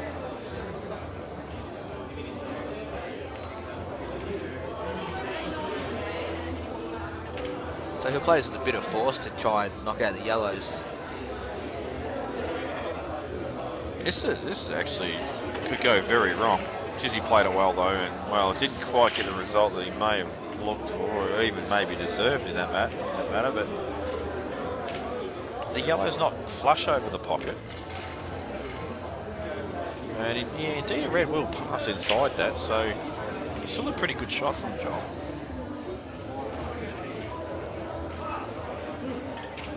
So what happens if the winner of this match? Do they go to the semi-finals, or? The winner of this will play Alec, and then the winner of that will play Scott Matthews. And then the winner of that will play in the final against Rusty, who has a double chance. So they have to beat Rusty twice. A lot of pool left. Now, I'm pretty sure Mick's intention there was to actually play that double and put the yellow in front of these two reds that he's looking at the plant now. And then Joe would have actually not had a hell of a lot on offer. Getting a bit of a rap here, Jamie, on the chat. Danny Quach loves your work, mate. can't actually even read any of that. No, he My just eyes said are he square, thinks sorry you found guys. your calling and he loves listening to you. Helps his game heaps. Well, thank you, mate, very much, Danny. My eyes are square though now. Right now, I'm so tired. I've been playing pool for like 16 hours yesterday. Yeah, 0 sleep. But that's what we do. We love the game, and I do actually love calling the game as well. And I think the other great thing about commentating is you can watch what the players are doing, and you can learn from it as well. And I'm an animal of learning. Love to keep learning in everything I do. It's a mixed force to do something here. It is. Well, he can play a little snooker here if he wants to. You know, like a containing shot as well. Or he can take the big shot on. He can take the pot on. You know what? If this is me, I'm taking it on. Yeah, I think you've got it really. And the only reason I say that, that's a great shot. Yeah, he's The only reason I say that, Gus, is because that's pretty much all I've been doing this weekend, is just taking it on most of the time. Sometimes it's worked and sometimes it hasn't.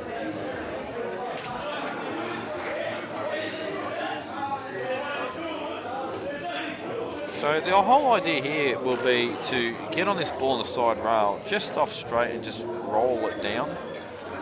Natural position on the black, and if he does miss it, well, he's got some coverage on the red.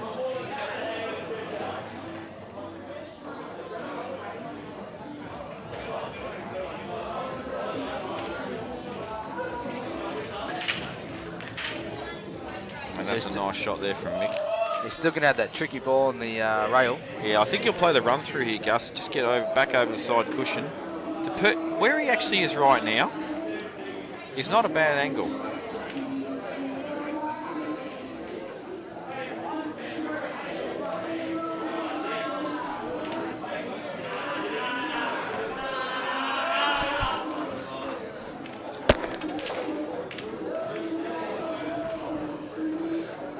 Well, that's an even better angle there for Mick, and a spectator in the crowd has just given that a quick clap. May have even had a couple of dollars on Mick there.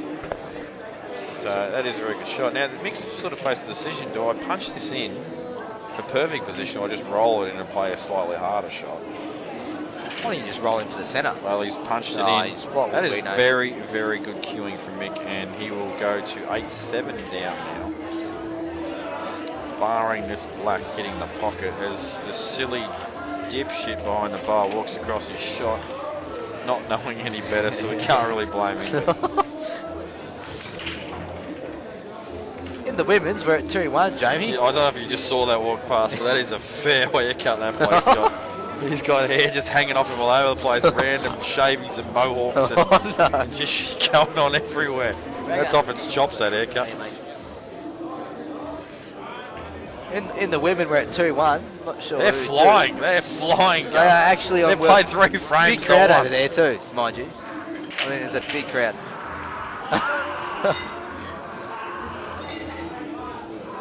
Now, Gus, this is not the year to be giving the girls a hard time. They actually outplayed the doubles this year to the girls and the guys in the Vicks.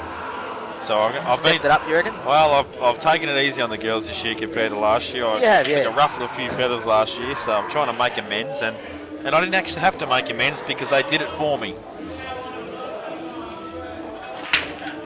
And a big break there from Mick. Pots the ball, white ball's got sort of been lost a little bit on the cushion. And, well, it's a very good safety if you don't want to be playing the next shot. Even Danny Lynch has just sighed there. He's Gee, I wonder who Dan's going for.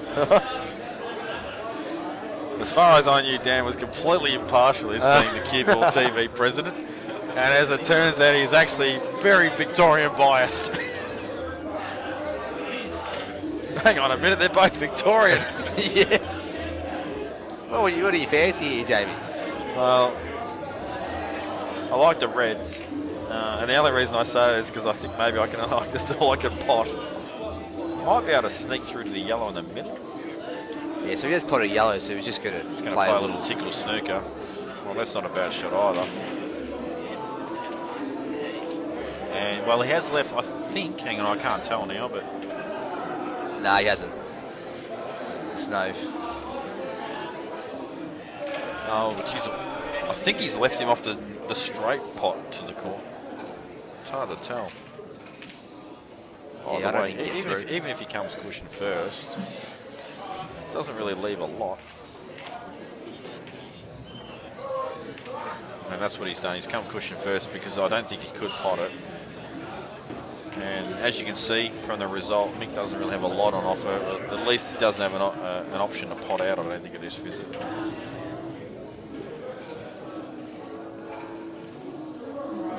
When you actually look at this game and you break it down to its basics, all you're really doing is trying to stay a shot ahead of your opponent. That is the primary aim of this game. And when I say that, that means you're not potting out at that visit. So if you're not potting out at that visit, you're saying, what can I do to make sure that my opponent, when he comes to the table, can't pot out either? Which effectively means you're going to get another shot, so you're a shot ahead. And that battle goes to and fro until somebody makes a mistake or somebody plays a big shot and develops an out. That right there is the single passion for this game. You're absolutely spot on, Jamie. Other than finding the perfect break and being able to never miss. Oh, well, there's Joel's snooker prowess coming to play there. I can tell you right now, he's kind of played that as a shot to nothing, and that is... Yeah. Well, that's actually ridiculous, that shot. That is a great shot. His snooker... Let's be honest, that is a ridiculously good shot. That was his snooker background coming to the fore there. It was indeed. And that deserved nothing less than a tap on the table as well, so... Mick might even just roll up to this red. I think it's the only option, Gus. I really do, because well, unless he can actually get out of the snooker and he's very confident to hit one of his balls. If you could actually get out of it and pot one, I would. Sorry, not pot one, but hit one, I would. But if you can't really hit the ball out of the snooker, I would just do the layup and make him waste one. And that's what he's done. Now you'll notice he's pushed across the red there, and the reason he's done it is he doesn't want to leave the red to the right of where the white and red is to the corner. So he must waste a shot here, and when you look at that, you've basically got red at the bottom of the table, stuck between a couple of yellows. You've got red and yellow near the right middle pocket. So a lot of dramas for Joel to deal with to pot out in one here. However, even after just playing the little runoff, he's still in absolute control of this frame, Gus. So I think he's going to try and get control of the left-hand corner, I reckon, shortly. Well, I think he'll just eliminate these two balls at the top and just keep himself refined to half a table. And it's a very common rule to keep yourself just to one half of the table. And I know if you are a frequent watcher of my commentary, you will know that I've just contradicted myself, because I made a comment a while ago saying it's not that bad a thing to leave a ball the other end of the table. And I learnt that from the great Mick Hill.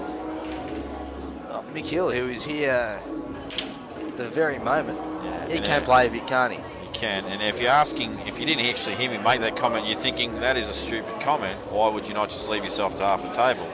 The reason for that is sometimes you can be playing a tricky sort of out and you might run out of position, and that ball that you leave at the other end of the table is kind of like a backup ball for you to reset yourself into position. So you play that, obviously you're running the wide a bit, but it gives you a chance to reset. Now, as I say, this big shot coming through from Joel for the promotion of the red, and that is a great shot, but he's just kicked the yellow on the back of the red.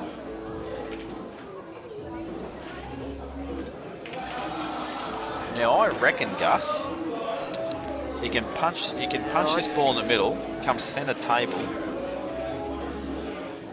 In fact, this is actually really tricky because he wants to be pretty much where the black is, really, or just above it, and then he can basically play the red in off the side cushion, off the red. It basically moves the yellow away from the red, and then he's on his last red.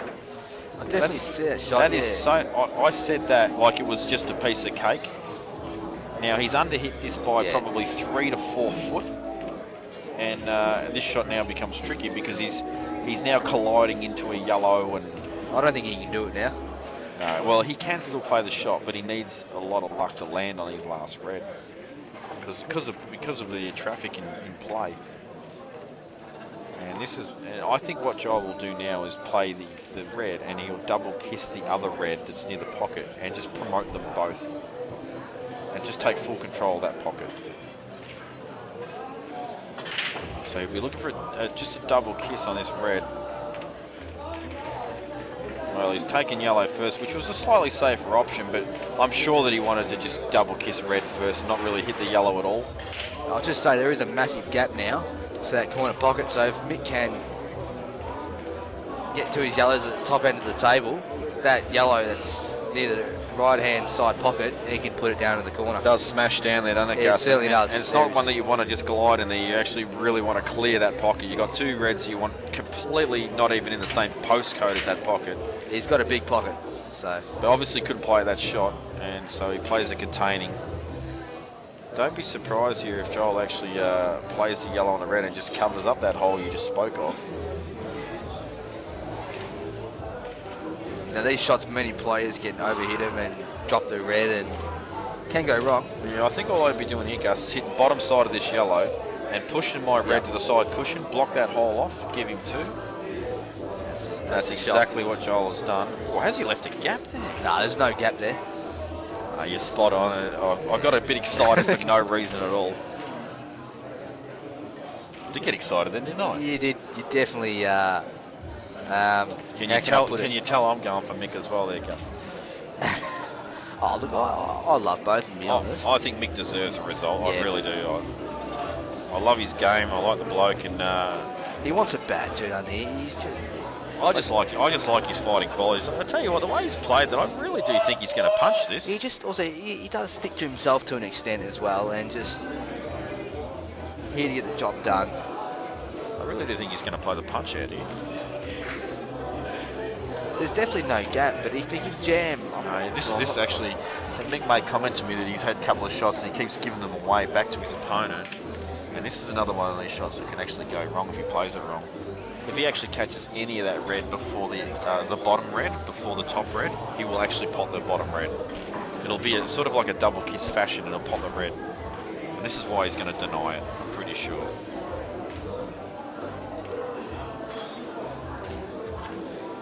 Well, he's going to still play it. Yeah, what's he doing? I'm not sure what he's doing. I got no idea. He's playing a double ball kick out. Wow, what a shot. And a good result. Very good shot there from Michael Scarry. So now he's state the obvious. He's going to look to go game here. Nothing wrong with state the obvious there, Gus, because it's still a tricky out. You've got a bit of, just got to play. Ultimately, what you want when you're making an out, a little stun shots, a little roll-ins for transitional, just transition from ball to the next. You don't want to be punching balls in to screw back half a table and doing all these fancy things if you don't have to. Now this ball that's up the top, he needs to eliminate that as soon as possible, and that's about what he's about to do right now. So now he can screw back down. He wants to go just past middle pocket, maybe, you know, another foot past the middle pocket and be pretty much on the rail, and then he can just screw that ball back a foot, and then he's fat on his next yellow. So he's gone the right way about this to simplify it.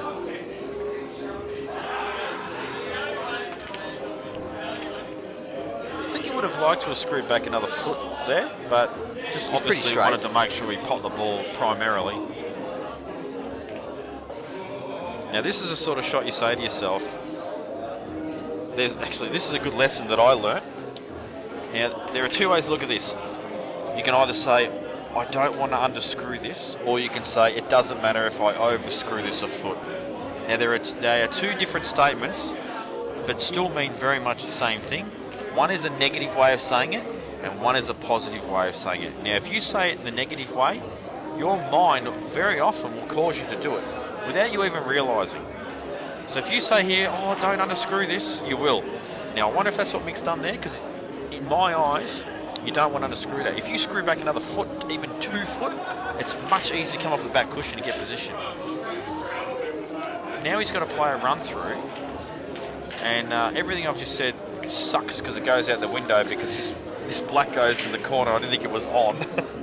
But hopefully for the guys out there listening, understand the theory behind that.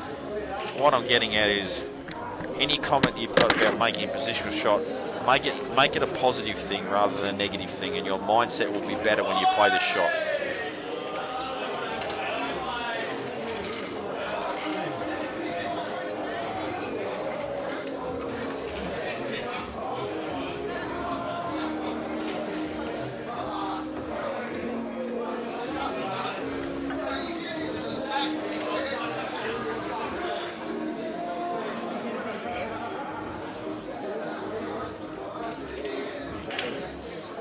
Just to answer some of the comments on the feed, the chat feed as well.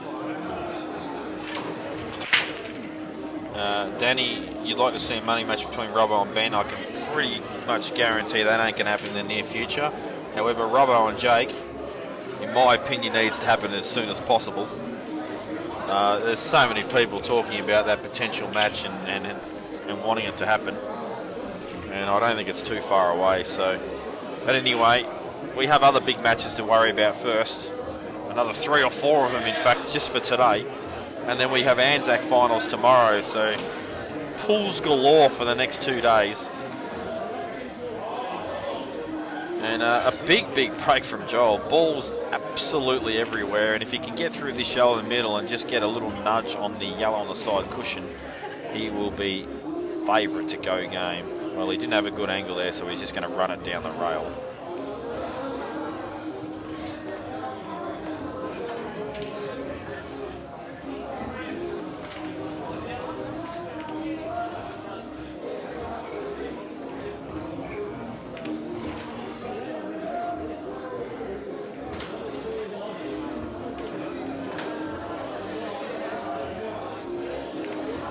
Well, he's underhit that by Feb. Geez, that's hugged the rail a couple of times and ducked out, but however you look at it, he's underhit it by some margin. And I think Mick might be able to get through to this red just inside bulk on the left-hand side.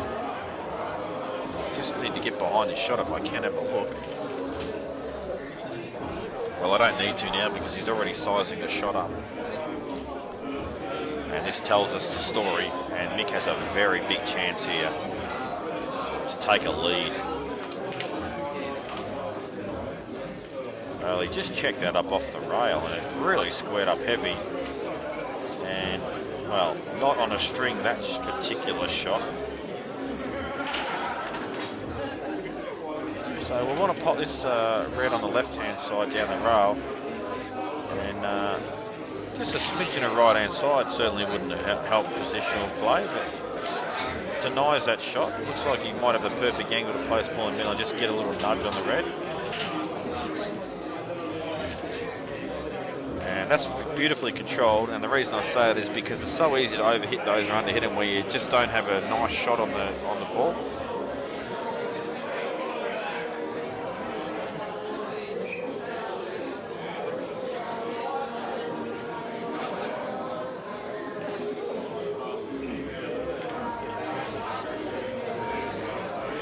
Danny, can you just actually say what state you're from? Because I've actually never seen you on the chat feed before, so.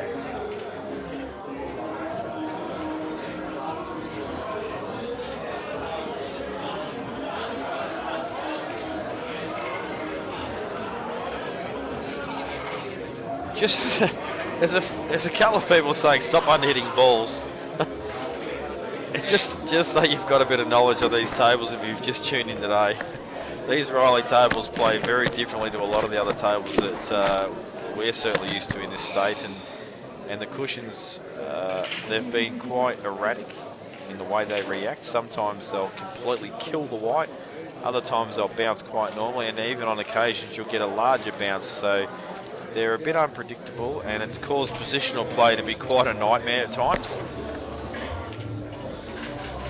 Well, how was that not? Oh, it has gone in. I was just going to say, how was that not gone in? The problem for Mick, though, was he's actually overcut the pot, and that's forced him to overrun the white and not get position. I reckon he might tuck in a little. Oh, we have a Tassie fan online. There you go.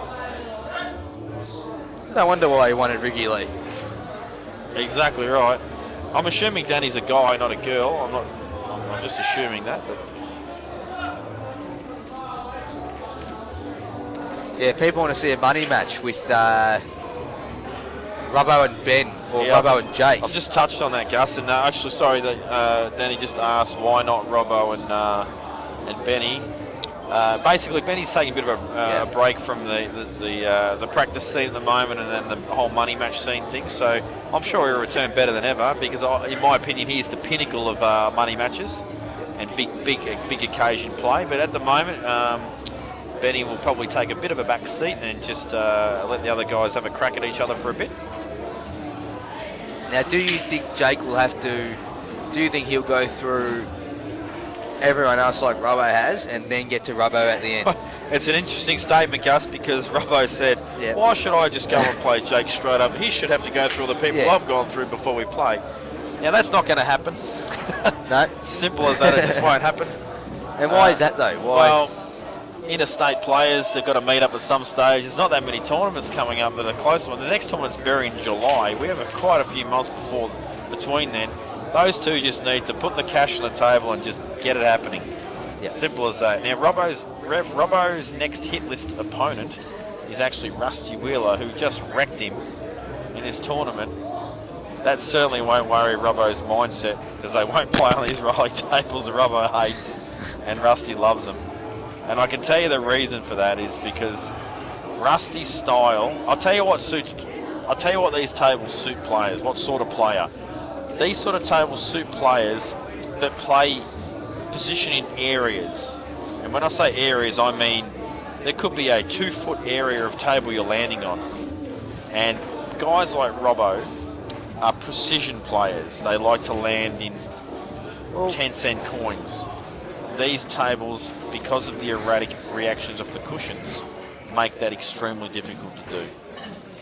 Funny you say that. Kurt Dunham, he loves these tables because he reckons they're like a mini snooker table, and he's one of those players that has to get on that 10-cent piece. Well, I disagree with that, Gus, That's what because he's he plays a lot of very big shots, and he plays in areas as well, and he attacks the game 100%. And I think the other thing is you need to actually attack the balls on these tables, and Robbo, the way he's been winning a lot of his matches, yes, he's been running heaps of racks and he's been dishing up people's mistakes, but he also has been throwing in that slower tactical game as well and mixing it right up, because he actually does have a very strong tactical game.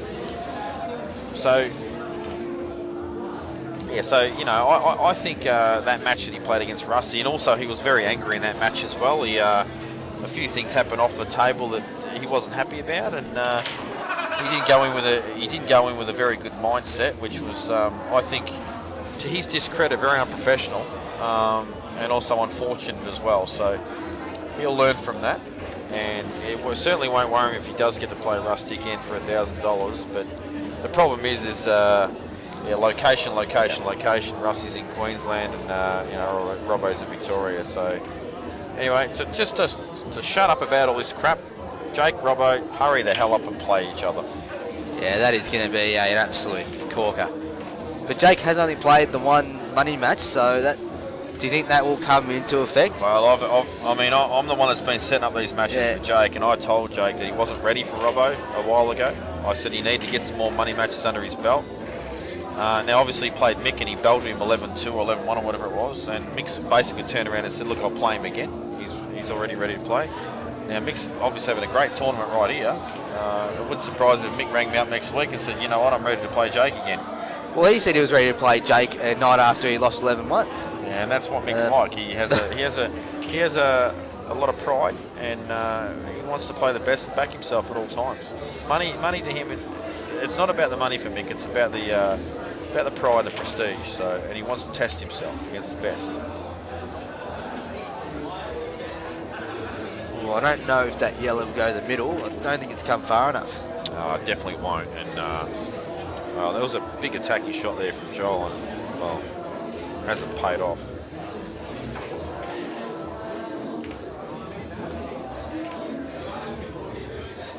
Now, one shot he has here, and it's a pretty aggressive shot, is to punch this yellow in, stun off a side cushion with right hand side, and come just past, probably equal with the centre pocket, and then play a double on the yellow. Well, he's gone for corner instead, which is not stupid either. He gets to actually back his queuing down the rail instead. Just underhit it a touch. And he may need to use some right hand side of this to avoid snooking himself behind the red.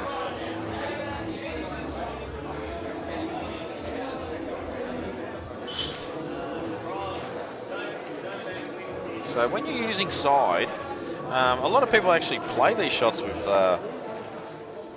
side to they believe it helps it hug the ball down the rail. And that is a good shot, but no side used, and would have snooked himself if he got the pot.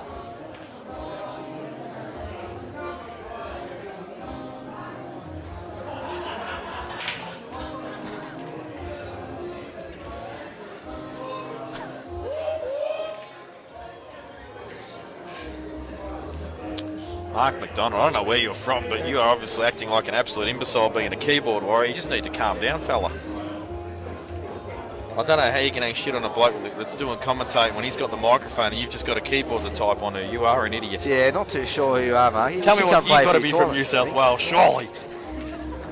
Come down and have I'm a going to have to go. pull out Jim Jeffries on this bloke soon.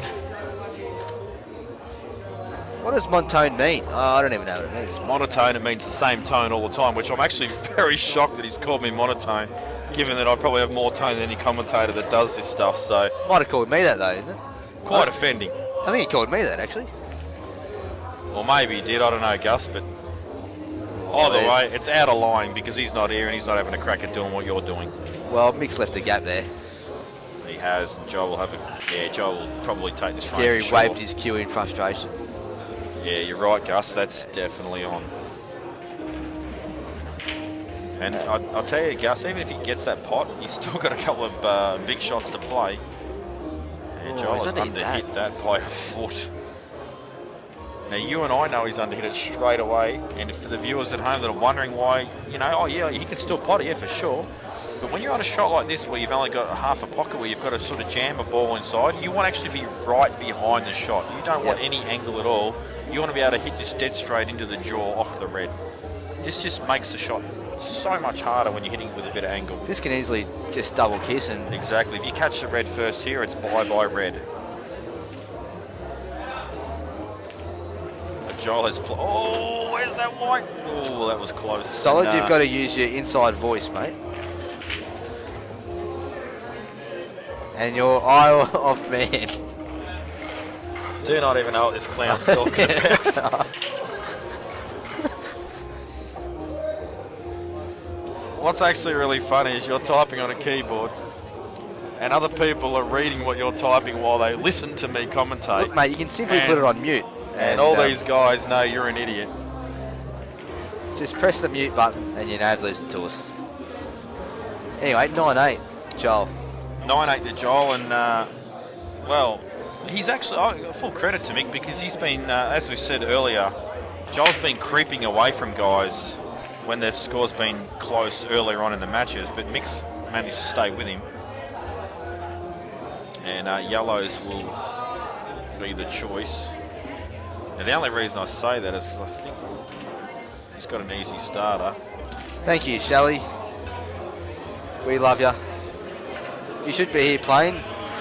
Just Fee's here, so why aren't you here, Shelley? I think that's Shell actually, mate. Yeah, Shelley Grundy from Tassie. Oh, you know it. That's good. Yep. Actually, I do too. What am I talking about? You do. Yeah.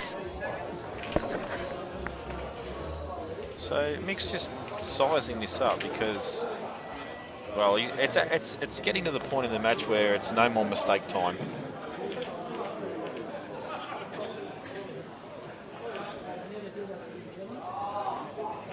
And he takes the reds. Yes, we're just guessing that red passes to the right-hand corner, the one that's wedged with the yellow.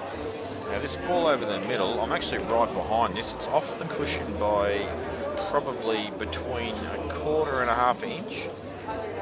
Sorry, I can't fractionise that any better. I just try to simplify it as much as I could. But it definitely goes.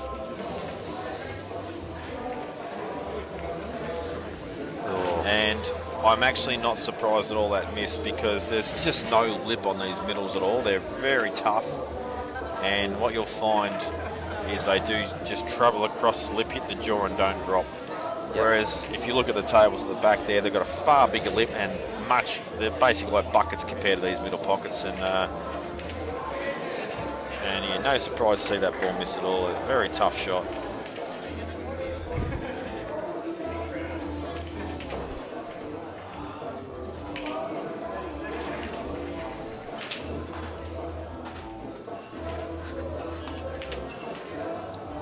Oh wow, he's pulled out a 3-syllable word on me.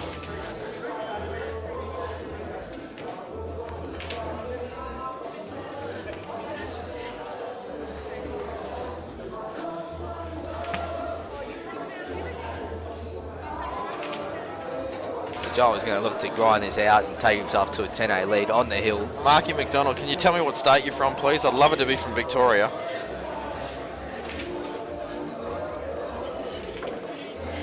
Well, he seems to know about his pool, so he should come down and... Well, I don't know why he's not here playing the comps.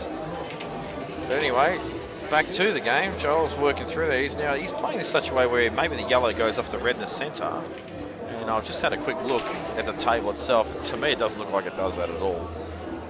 So this out at face value, Gus, doesn't look easy at all.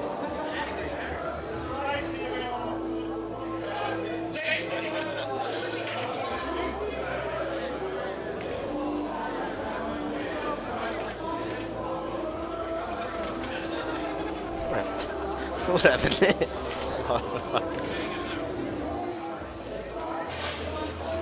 So Joel actually has a very good angle here to go into the yellow and red that are stuck to one another. The problem with this shot is, though, is guaranteeing position on the ball. And there's a lot of transitional play from one end of the table to the other required, which with some very difficult pots and positional play. So hard out coming up.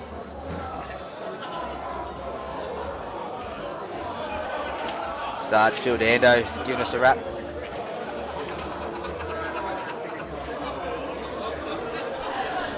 Good to see the Sarge online. There's a lot of Tasmanian presence actually online Good here. to see. Would like to have seen a few more Tassie guys over here playing in the comp actually. We had a few last year, and obviously Lee's made the trek, but and Rudders as well. But knocked off Ron Kelly at the Australian titles. he did. Troy Rudley. We didn't get a huge Tassie presence this year, and I tell you what, I actually really rate the Tasmanian 8-ball circuit. When they actually put their best state side in, they are a force. And a bit of young talent coming out there as well, and in Cale Barrett. Yep. Big rap for the Tassie guys. And the main reason I am is great bunch of blokes. Good to have a drink with and have a social.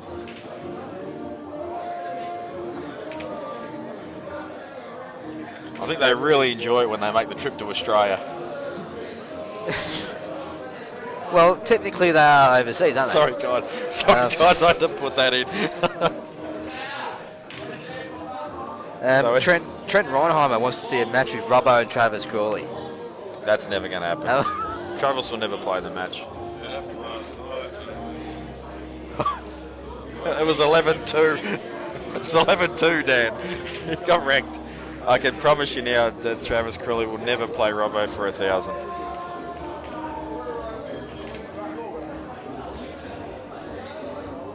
Yeah, no love lost there.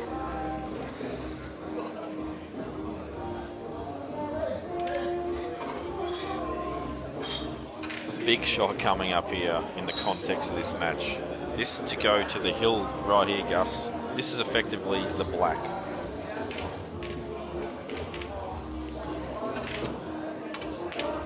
Oh, well, there's the queuing of Joel Younger. And I'm telling you right now, Gus, this is why this guy is still, in my eyes, one of the favourites to win the tournament. I know Russie's got a double chance, but that is a freak show shot. People won't know exactly how hard that shot was on these tables. Exactly, that is a tough shot. And he goes on the hill, and Mick actually taps the table in appreciation of that shot, but also filthed about it because he knows he's just lost that frame, and he goes, he cannot afford any more mistakes. That was nothing but net. It was a super shot, no doubt about it. Nothing but great queuing, and Joel will also break for the match. And I'll tell you what, I've seen a lot of people get on the hill and break and clear as well during this tournament. And they keep saying Joel keeps under-hitting the balls.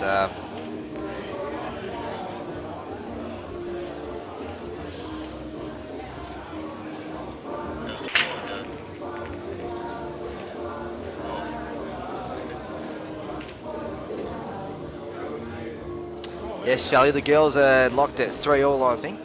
Linda Element, Rhiannon Bolton for the best female.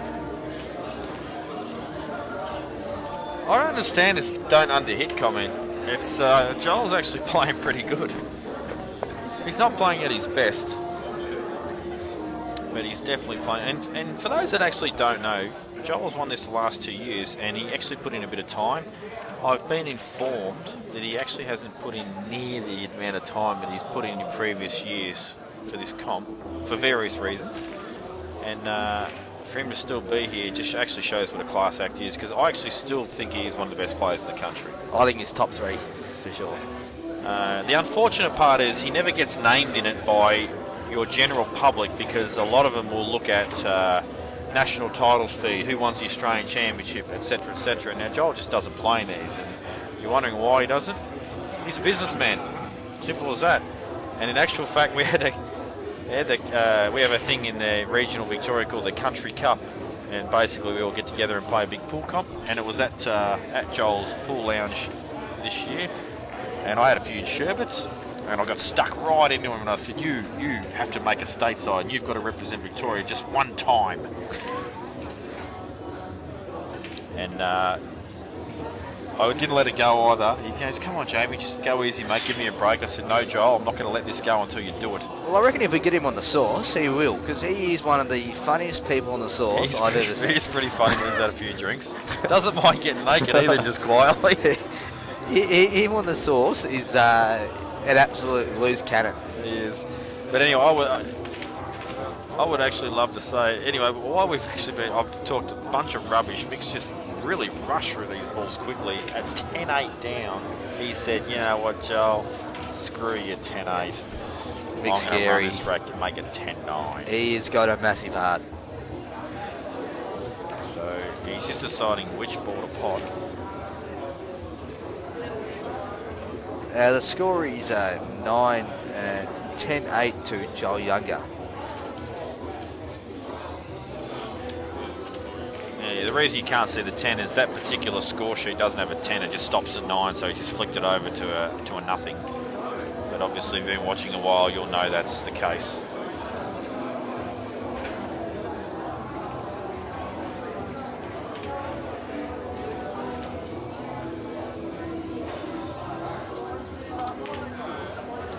Nice shot there from Mick, and he will go 10-9. As Mark McDonald would say, he's under-hit that. Well, he has, but he'll still be okay. Yeah, there it is. And Mark, you still haven't told me what state you're from yet, but some of your comments sort of suggest to me perhaps you're a snooker player as well, because I don't think Mark McDonald's his real name, to be honest. I think he's a well-known bull player. Don't know, but a lot of snooker players will get on here and suggest similar things to under-hitting balls and not attacking whatever. Obviously, have a lot bigger area to move. And I do like to hear some of the snooker player comments in regards to two-shot pools when they're constructive. And the reason I say that is because it's so easy for a snooker player to transition from snooker to 8-ball once they learn the tactics, because they already have a very good foundation with their cueing action. Whereas for an 8-ball player to transition to snooker, it's far more difficult. Yep. And obviously that's why snooker's the greatest game in the world. Certainly is. But I suck at the game, so I play 8-ball.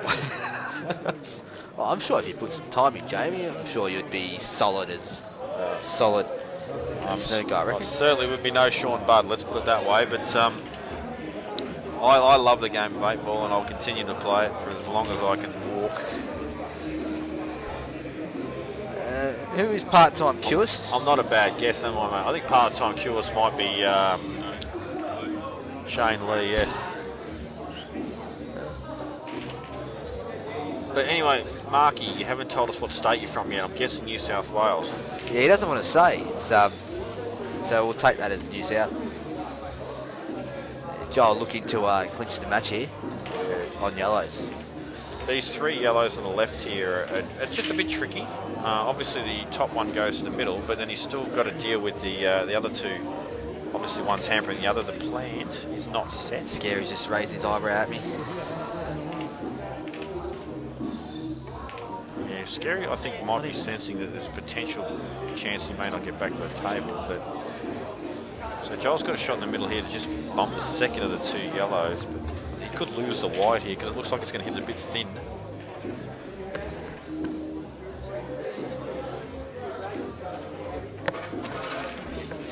Well, it hit it 4 ball, but he did lose the white as I suggested he might. In actual fact, it didn't really matter what sort of angle he hit that at. He was always never going to be in prime position.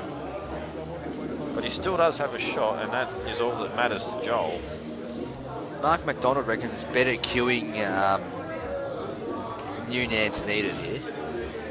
And he's from New South Wales. You hit the nail on the head, solid. Well, I've been doing this gig for a while now, and I can sort of pick it. But Marky, I really do think you should come and play a few 8-ball tournaments, mate. And you'll find out this game's not as easy as it looks.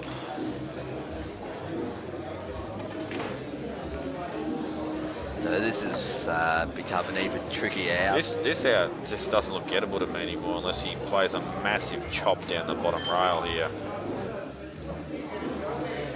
You can try and cut this yellow bottom left-hand corner and bump into those wall of reds. If he does get this shot, Gus, then yes, obviously he will probably win the frame. But the reason I say that is I just haven't seen many of these balls go. These are tough. And not only that, he can't play it naturally. He's just going to can into the red. It's just above it. So he's actually got to use a little bit of side or bottom or whatever. But bottom's not going to help him too much because the angle's pretty thin. So he's actually got to use some side as well.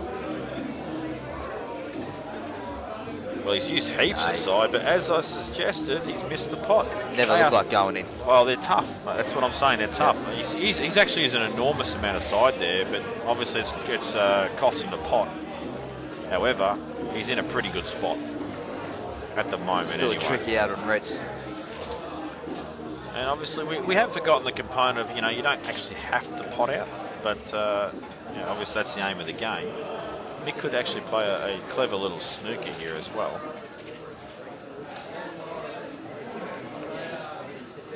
But I don't know, if I'm Mick, I'm still having a dip here. He's 10-8 down. Throw caution to the wind and have a crack. In that ball go. Oh, it's just gone. Well, so Mick's definitely going to have a crack here. Yeah, so stunned for the ball on the bottom rail. He doesn't want to be right behind. He wants a little bit of angle. And then he can just fly it up the table. Yeah, when I say fly it up the table, you can't just randomly land anywhere because that yellow's actually, when you look at it, it's basically obstructing anything flowing from the right hand side to the left hand side of the table at this bottom end. So it's really only the one ball, but that one ball is actually very important. So it does have this ball in the middle. Now if he's actually got an angle here to get on the ball on the bottom cushion first, that would be great for him. But he doesn't, and he's decided to transition top end of the table now. And well, that's actually worked out nicely. It's pretty good, I reckon. Dave Rotham wants to know if the pockets are the same size as last year. I think they are. Yeah, Dave, mate, to be honest, I think they're pretty much spot on. I just think the rails are just a little bit more trickier than what they were last year. Just a little bit. They're very much similar tables, though. And I actually got Kurt Dunham. I challenged Kurt Dunham earlier on in the day to punch a ball down the rail when the ball was touching the rail, and he couldn't do it. That's a bad miss. I think that's it, Jamie. Could be. I think that's still a very good positional shot required. Now, Joel, what he'll be doing here is he will be trying to play this shot. He'll either screw back and go past centre pocket to the balk line, where he's pretty much pointing his cue right now, or he'll use side cushion and go back down. I personally think he'll trust his cueing action and he'll screw directly back down. I think he gets anywhere past centre, it's game, mate. Well, actually, he's actually lying. He's using the cushion. Uses the cushion and he has landed perfectly. Hello, Wayne Stubbs. Hey, mate, played this last year, you actually knocked me Wayne out. Stubbs, very glad you're not here this year, mate, since you knocked me out last Oh, he year. knocked me out too. Jamie, he actually beat me as well, 11-9, in the early hours of Saturday morning. And, well, the rail, did you see that, Gus? The rail has Tell you killed the what, White a touch. they have screwed everyone over this weekend. They have. They just killed him a touch. And I tell you what, everybody Back knows John it's Hodge. happening, but when you're playing a flowing game and you just expect things to happen like you used to, it's so hard to adjust your mindset to just give it a bit more. And They are as dead as doormats, these rails. well, the thing is, like I said, they're inconsistent because one minute you'll get a big bounce, the next minute you don't, the next minute they come off normal.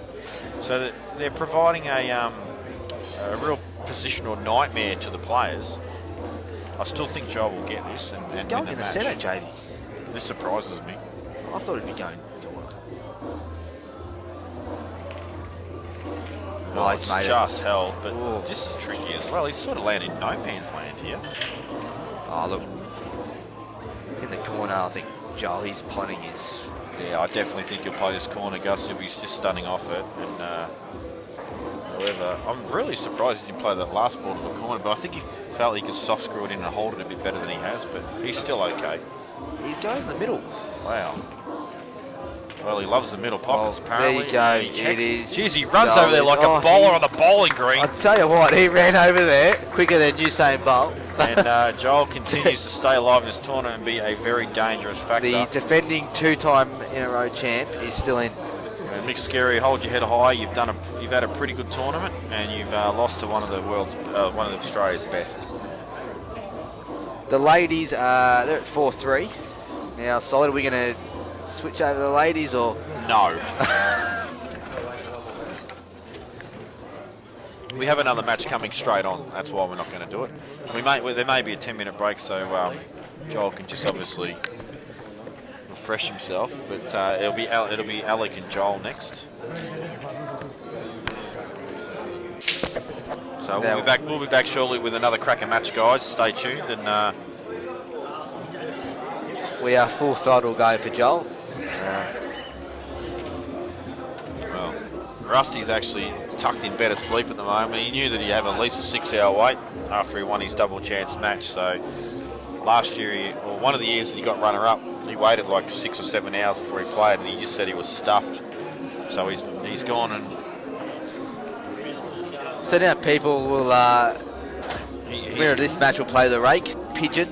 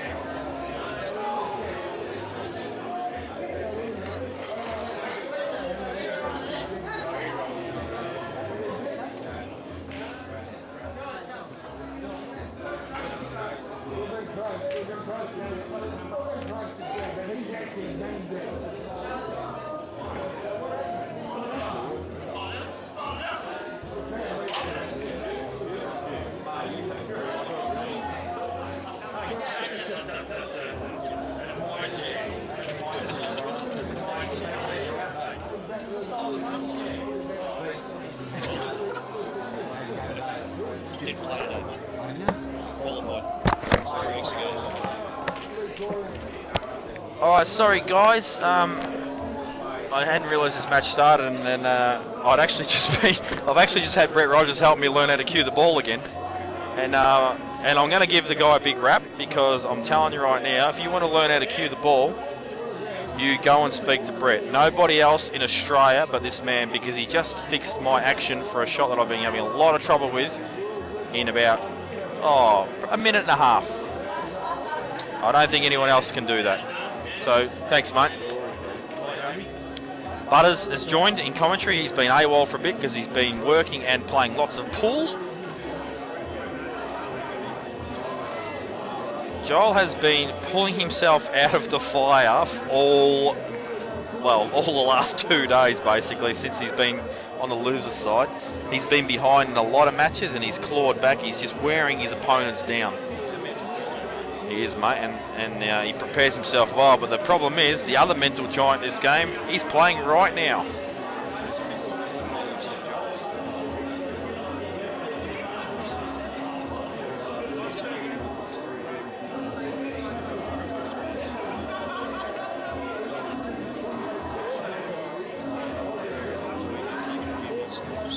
Yeah, and obviously it's pretty, it sounds silly to say, but Rusty's got the double chance. He's I still in my eyes his favourite, not because of the double chance. I just think he earned that double chance because he's actually playing better than anyone in the room at the moment. So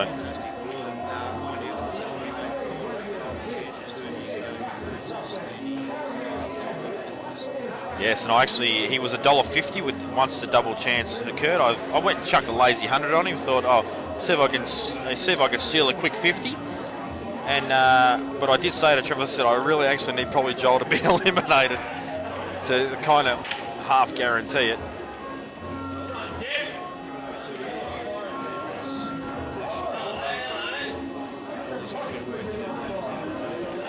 Well, let's face it, he had no chance of winning if that ball stayed there, and he's put himself in a position where Alex still got to make a good out.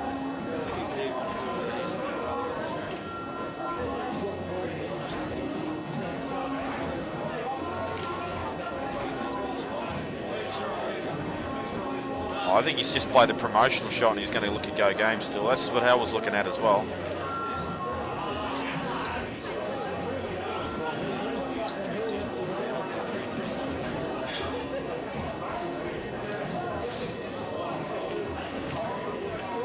Oh, he's missed. He sort of double cued it after he played it, knowing that he missed the pot. And that's unexpected. And however, Joel still, well, in my eyes, doesn't really have a simple out because they red up the top corner.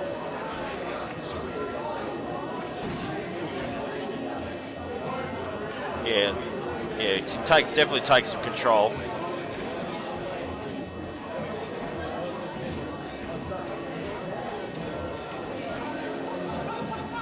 He's looking at it to do it immediately, and why wouldn't you? But this actually has to be played perfect because the way he plays is he'll leave a nick to the middle, and if the red goes underneath along the cushion, it'll be natural position. So this is a very, very important shot. Well, and he has done exactly that. He's left it on. Yeah, and Joel had to play that a little bit softer so the yellow stayed on the cushion. And Alec don't miss these too often. Jeez, he just did another double cue then. I thought he might have missed it for a sec, but he was no worries. Yeah, I don't even think he's thinking about in over, rather. He just gets up.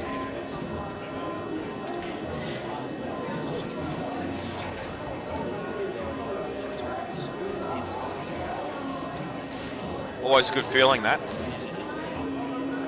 I like to bury the hole deep.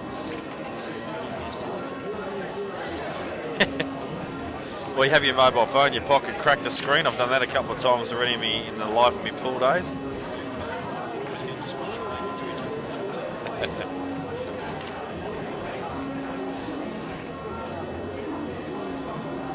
So Alec doing what he does best and just moving the white ball a minimal amount as possible.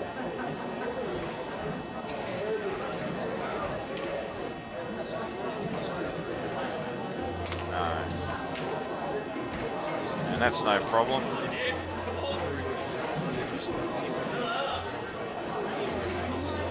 I reckon he'll just play plain ball, to be honest. Like, it's pretty thin, and he'll just probably he'll probably try and land exactly where he is now, pretty much.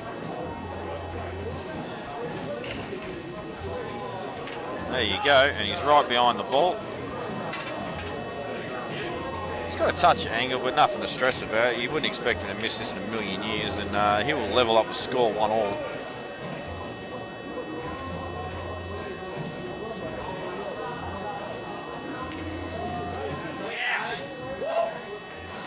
And there's a bit of support in the background too for Alec, in the form of Brenton Collier, who has had a number of sherbets today. Well, West Coast just lost by a couple of points, mate. They missed 2 shots at goal in the last minute, so he will be... I'm surprised he's not sitting in the corner crying, to be honest. I might actually just remind him right now. Hey, Bronte, I just heard West Coast missed a couple in front of goal, is that right? Ladies and gentlemen, if you could see the look on his face right now, I wouldn't want to be Jamie, but it's only Brenton, so there's probably not much to worry about. He's coming over. He's coming over. If it was someone a bit more intimidating, there's no way you'd say that. I'd run out of your chair now if it wasn't Brenton. All right, 1-all. He's just shaking his head. He's a bit devastated for the coast, but he's still got full support for Alec, as you heard in the last frame. Is give him a quick cheer. Just get the great man, the genius of CueballTV, to update that score. There we are. And Joel's got balls in. I assume Butters, he'll take the yellows. I could be wrong, actually. Yeah, well, the yellow the yellow down this end's a bit awkward, and it doesn't go anywhere really at this end of the table.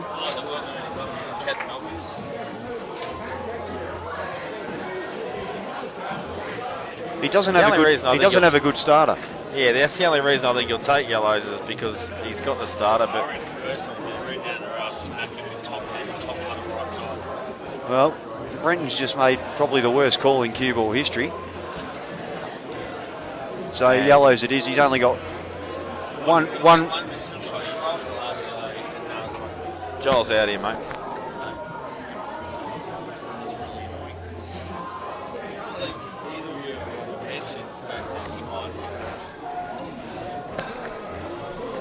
So we've been given commentating lessons here by Brenton Collier,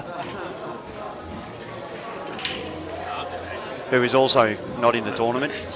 He's just angry because West Coast and lost. He's still angry because West Coast lost.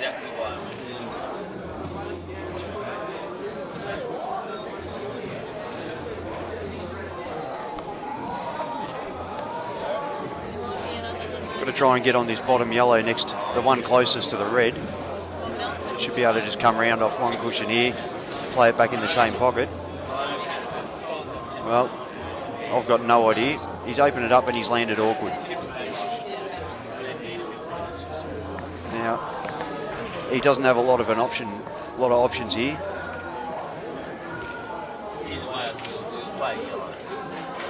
Doesn't actually have a shot on here. He might have to take on a double. So you don't reckon that yellow goes to the top corner, Buzz? No, I don't. Well, if that's the case, you can either play the double or chop the yellow he's closest to in the middle, or actually the red's probably in the way of that as well. Yeah, I think it is. So, oh no, that will actually go. To the corner or the middle? No, in the middle. He's going to be cutting this to the middle. It will go. It will go past that red. A lot of white ball movement here, so he just needs good position. But he's only he's short. He's tried to control the white a bit more, and he's left himself short. Yeah, and you'll notice too, he jumped up a bit off that shot, sort of a la DC Donny Colvin. And just for people's, if they care or they don't care, I don't know. But the old schools, Donny Colvin and Paul Morelli, actually playing for 500 on another table. That's probably why Donny ignored me before when I walked past and said, "G'day mate, how you going?" Probably is. Thought he was just having a hit. I actually warned him about not playing that. I actually told him what table to play, and he obviously thought I told him to play on a different table. The table he's playing on actually doesn't suit him at all. I've got a ton on that match, so I'm not real happy about it. No.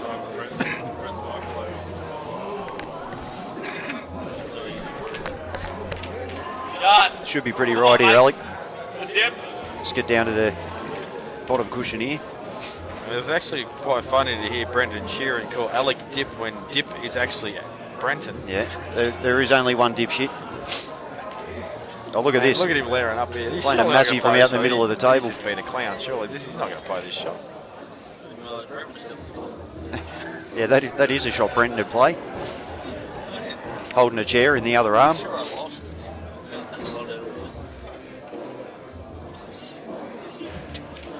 don't even actually know why he's playing this shot.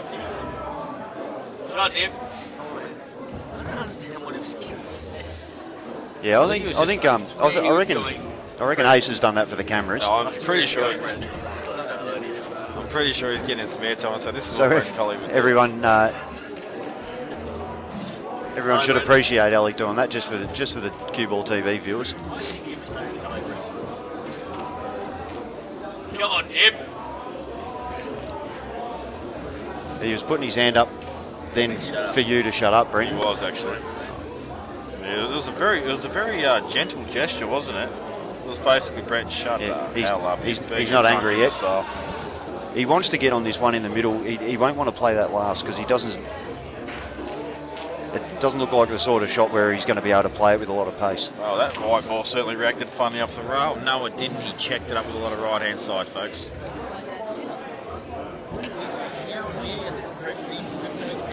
And now he's dropped it. He's wasting it now.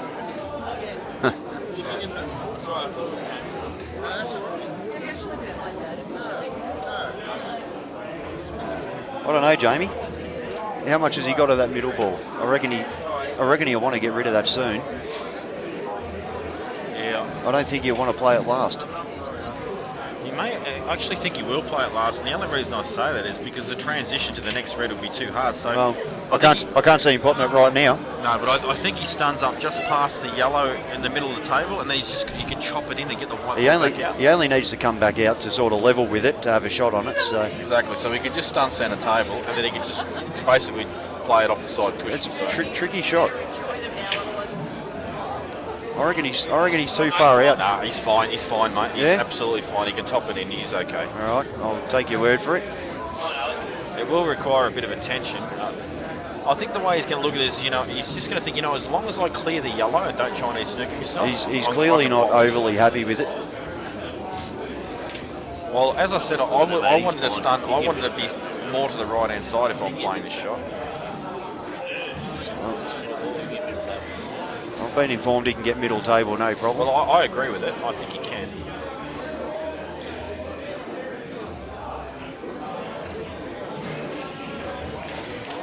And well, he's actually cannon there. Well, no one listens to me, Jamie.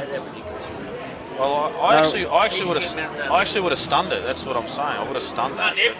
Anyway, he's still got a shot at this black, and he knew he would be here when he played this shot. So he's confident to get this ball. And I think he'll got to be careful going in off in that middle. Nah, it'll slide too wide on these tables, Butters. You know that. Yeah, I keep forgetting that. Jeez, I'll tell you what. It wasn't far away, mate. You were. Well, he did hit it harder than I expected. That's a very good black. Dodged all the pockets. Yep.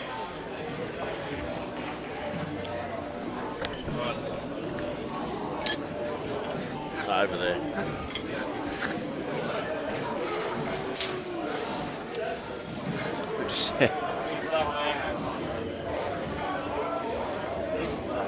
All right, so 2-1 Alec, and my money's actually on him for this match, mate. Well, it's an interesting match this because I think both players are exceptional in regards to having a all-round game. So a good attacking game and a good beat game.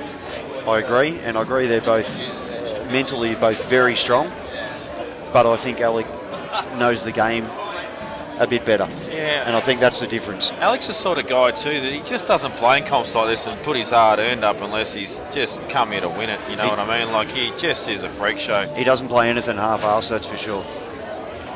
I actually Here comes a 9-ball cue. I admire his character, the way he actually. I just don't like his stare when he looks at me. I keep thinking I'm going to get shot. He's an intimidating bloke, no doubt about it. It's gone dry here, so... Well, it's only you stare. When he talks to me, I don't feel intimidated, but when he actually stares at me, I feel like I'm going to die. Mate, if he's straight enough on this one in the middle, he can run straight through, play the ball on the cushion, and then Bob's your uncle, Reds are all there. Yeah, well, Reds, without a doubt, the shot, the ball's to play. If he gets on that cushion ball first, one on the right-hand top rail,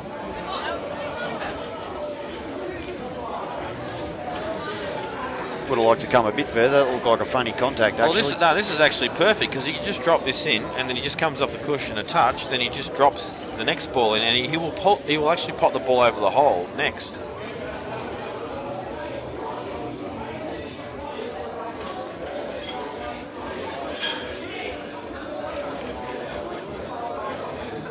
A bit more angle than it looked. It was indeed. I actually thought he just had to drop it in, and he was like right behind it.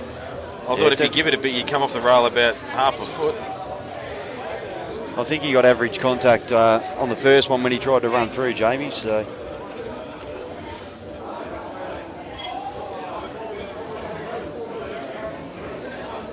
still got to just roll this in, but it's a pressure shot, especially from here, because the yellows are all there. Yeah, that yellow on the left-hand side cushion doesn't look very nice. It is off the rail a touch, but it's still a tricky ball. But yeah, he's got a couple of balls over the same pocket to work with though. Now that's a drop, but it hit the rail pretty early. Yeah. Would have given him a second's thought. I think if you're going to play balls down the rail on these tables, that's the way to play them. It's drift them down because geez, they're hard to play at pace. They really are. They're an interesting cut, Jamie.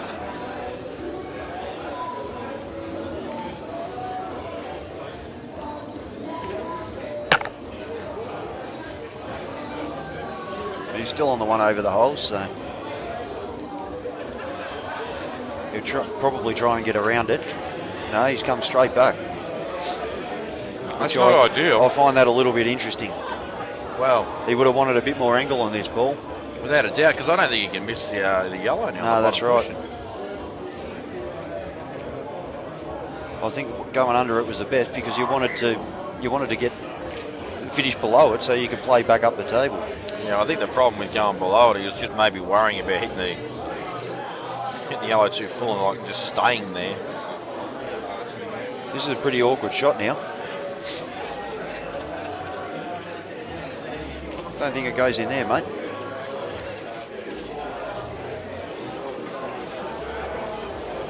Yeah, look, he might be able to screw off this enough where he comes off the left-hand side of the yellow and swings the white, but it's going to get close to the corner pocket. I don't think he's actually going to really get any higher up the table. Playing for the double kiss here. I reckon he was trying to get He's cleared that ball. That's a great shot if that's what he was trying to do. He's made it on now. That'll be a very fine cut. It's extremely thin, and there's no absolute precision control of the white here. Or you're running straight into that yellow probably. So do you think it's going to come off the side cushion first? Just clip it, or? I reckon it'll be pretty close to hitting the yellow, the one that's over the centre, the one he just pointed at with his cue. Yeah, you're right, Butters. I've had a look at the table. I reckon he's going into a thin. There's no way you can control this and know exactly where the white's going to go. Yeah, he's cut it. Oh, I was actually right. It was actually off the side rail. Yeah, I need to trust my judgment better. Well, he overcut it a little bit, pinched a bit of pocket, so we were probably both right, Jamie. But he's still in a bit of strife here. And that was the problem. He never knew exactly where the white was going to go. Yeah, that's right. So he can play this into the middle, but he's going to have the same problem again with not knowing exactly where the white's going. This shot into the middle. My lovely fiance's just turned up to say good day. But as this shot in the middle support us in our commentary. This is off its chops, this shot in the middle. This is thin as hell. And the white's probably going to run, well, pretty much almost at the same pocket. I'll tell you what, that was almost massive. That was so thin, that shot. Like, he's actually missed that pot by half a ball. So when you look at how thin he actually had hit it to make the actual pot, yeah, that was thin. Well, Alex got to be very careful here because if he leaves it in the up and down, it's in a great position to be potting it out of a snooker. You got a huge pocket there. Alec will no doubt know this. Yeah, you want to block the up and down more than anything. And he's got plenty of balls to do that.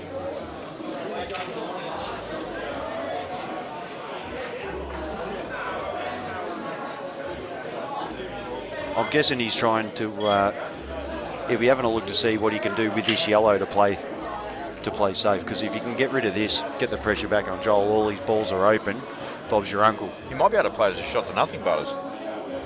Yeah, I still don't like leaving him straight across the table, mate.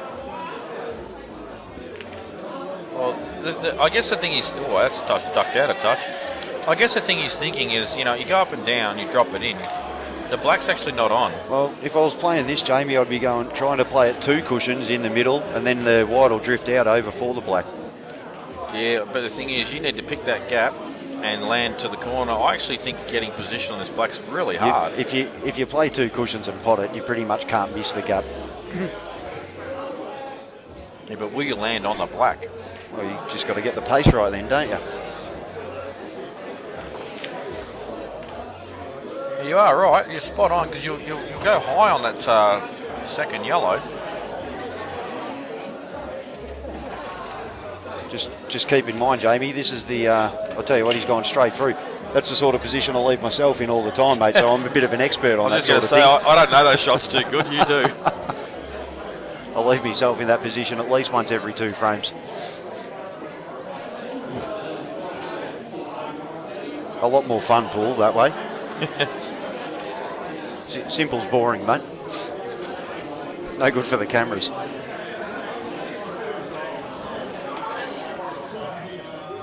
Well, this is why I started layering up a bit, mate. if anyone thinks Jamie's voice has gone a bit funny, it's because he's eating dinner at the moment. He's got to be playing for the top pocket. No, he's played it for the middle. I think he's just played for anything, really. Like, it's very hard to judge, obviously. He's actually he's got a lot more body movement than I've seen in the last 2 years. Yeah. He doesn't look as settled. Well, he hasn't played as many. He hasn't been practicing as much this year, apparently. So that will definitely be attributing to his movement. Well, Alex shouldn't have much of a drama here. Just got to work these 2 yellows down this end of the table. Make sure they don't trap him. Land awkward. So you'd think he'd stun this, come back for the one in the middle. The left middle, that is. No, just roll this into the corner. Use the one in the middle to drop down behind these 2 yellows and maybe play one across into the right-hand corner. Yeah, he's got to deal with those 2 balls close together as soon as possible. I think that's what he'll do off his next shot. Wants to land just off straight, and that's about spot on. Just run through, nudge off the rail, and he should be smack bang behind him.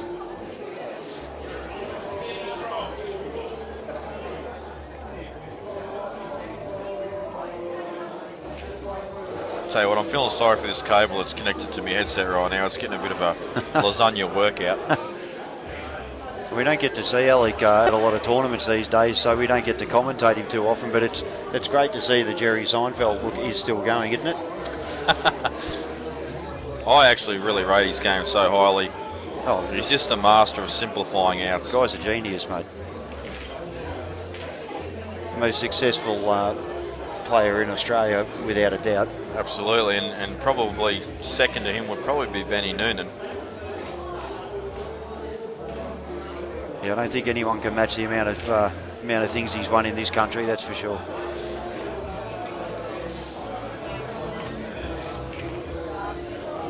I think he's pretty much won everything several times. He has. Except the big guns. Well, because that started after he was basically in semi-retirement. So. Is this his first big guns match? No. So he did play another year? He played at Prince's. See, I didn't play that year, so I didn't actually... that was when I was in retirement, Butters. Yes. You've been in retirement for about 6 years. You just keep turning up to play in the stateside, mate. 2 years, mate, and I am back now, mate. I'm enjoying the game again. You are back. You're hitting the ball very well, mate. It's good to see. And good finish from Alec there, so he puts him 3-1 up. And this is a very handy start for him. This is nothing unusual to Joel to be down at the start of a match, because pretty much every match he's played today and yesterday he was down. But against this sort of opponent, as he's been playing for the last few matches, you still need them to start making a few mistakes to get back into it. And Alec's not the sort of bloke to do that very often. Yeah, he's one bloke that doesn't make many mistakes. Yeah, I'm not saying he won't, but I'm saying it'd be less than likely. He also, as he gets to business end of tournaments, does lift a gear. Whereas Joel pretty much plays the same way all the time. That's a good break. Yellow's looked the goods only because of this bottom left pocket, mate. With the black sitting there, you knock a yellow in now and you're automatically favourite. Absolutely. Regardless of what you do with your next shot. Well, he's going to want to get rid of that yellow that's to the above centre, closest to bulk, on the right hand side of the table. He's got to knock one in first though, because he didn't get one off the break.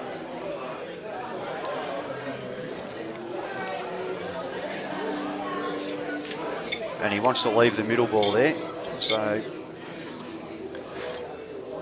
he might just stun out on this and play a double. It's a nice little opening pot, that. Yeah.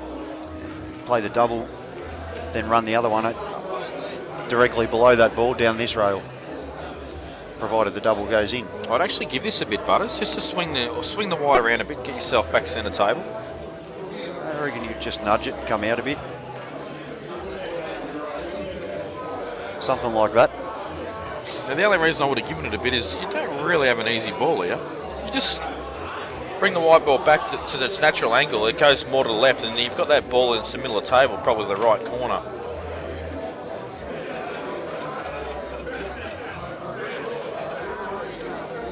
I think if this just hangs over the hole, he'd be pretty happy, mate.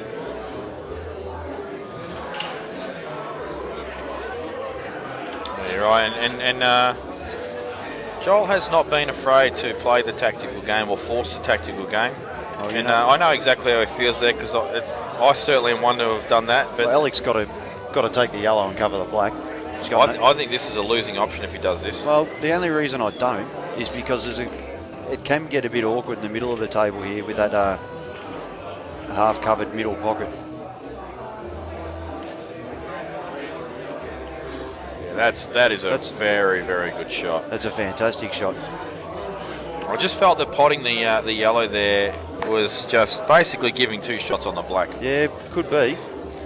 But as it is, now Joel needs to do something with this pocket, because Alec will be able to squeeze the red in or jam the yellow out. Yeah, and the shot I can see here, Bud, is just pot this ball in the middle and give yourself a shot on either of these two yellows to basically punch it on the black at pace. And just basically send a couple of balls flying. Yeah, you'd rather play the lower one that he can't do now. But if you get it half ball, from our view, the left-hand side of the black, it'll come out. Because you don't want to leave anything over that pocket if you don't have to. No. It could get tangled up in the reds. So I think if he hits this hard enough, most of the stuff should spread away, and he'll still have a blinking ball and over the bottom corner. The red's a good chance of clearing up the other red. So he gives it a bit. That's what I was saying. It's going to come straight across here. It's not ideal. I think he's actually underhit it, to be honest. Like, I actually really did feel he had to give that a fair bit. You know what, he may have to. I don't think he will, but he could take this ball over the hole and then jam that other yellow and clear the pocket. But he'll probably just cut this in the middle and try and nudge the black across. Well, if you can get any contact on the black, Alec can't really go game. I think he's just going to try and land on the bottom rail and just play the plant, just play natural position on the thing. Well, what would I know? This is the danger. This is why I actually didn't like the contact. Yeah, I still would have played the same shot, Jamie. Yeah, this is the only reason I didn't like it, and that's because I am such a control freak. Yeah, he has to play off the cushion and nudge the other yellow. That's the shot. It's a very good shot. He's still in control. And I'll tell you, I like it when Joel speeds up a bit. I really do. I like it when he speeds up his game. I like it when he plays stuff that I'd play, because normally he's just very methodical and plays just the percentage shot every time. Yeah, it's true. But when he actually, there was one match last year that he actually sped right up, and it was actually against Mick Skerry, and he actually annihilated Mick. And he got a rhythm I've never actually seen him have before. And it's the only time I've ever seen him do it, so yeah, maybe you should try that again. I don't think rhythm can hurt anyone, and I think guys that make sure of every shot anyway, they're probably the best guys to play with a faster rhythm, because they're still not going to make the silly errors.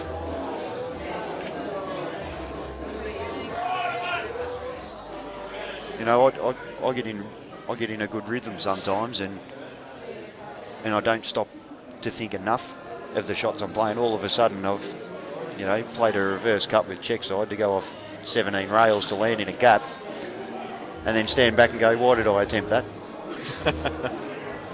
But guys like this aren't going to play that. They're not going to do that sort of thing. So, safety from Ellie. It's a very good shot. Those sort of little shots are very much forgotten by a lot of players these days. You'll find your younger gen are all about maybe still making the out like before that shot was played, and just somehow producing or manufacturing a kick out on the black or position on the black. Those simple shots are forgotten so easily. Well, that's exactly what I was saying. That with that red where it is near the middle pocket, I'd be trying to go game all day long, because I think I can extract the black with that ball. I actually wouldn't have even played that shot myself. I would have had a dip there, but I think that was actually the right shot. But these two are in the tournament and we're not. Yeah, and Joel's actually, I didn't actually think he could get that in and leave a good safety. It was a little push shot, I think. It was, yeah, and how dare I not pick that up, since I love the push shot. So we should tell him that was a foul.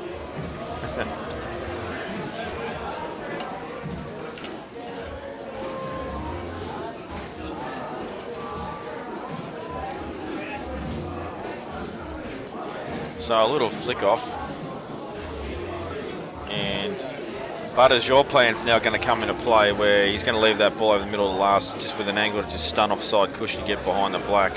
I wouldn't have left it till last. I would have tried to do it while this ball's still over the hole. The red is closest to it. I'd be playing that shot with that red where it is. So if you get caught up, you've still got a ball. Yeah, but I don't think you actually had much of a choice there but to flick off it thin and only leave this ball. And, well, let's overrun a touch, is it? No, it's he's okay. all good. No, he'll just be low enough on it to stun out. Probably a bit close to the cushion for comfort, but I reckon he'll manage. He gives his cue a bit of a wank. Yeah, bit of a clean up. And you're right, he will jack up a touch on this, I think. Must have a good angle here. No, he's probably just going to run through off one cushion. I thought he was actually a bit straighter than this, but no, Butters, you're reading the game 10 times better than I am right now. Yeah, you just play this off two cushions, trying to come around to centre table. Now this is the shot, this sort of shot here is the shot that's been undoing a lot of top line players, not getting position because the cushions are killing them a little bit. But the good thing is you can control the pace of this with side as much as the cushions.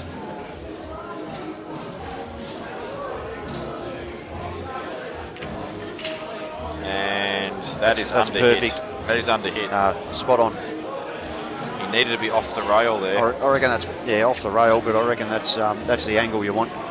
Yeah, if he's actually a foot off that rail, he can actually just stun off the red, or even maybe a little soft screw and land on that back cushion for that black.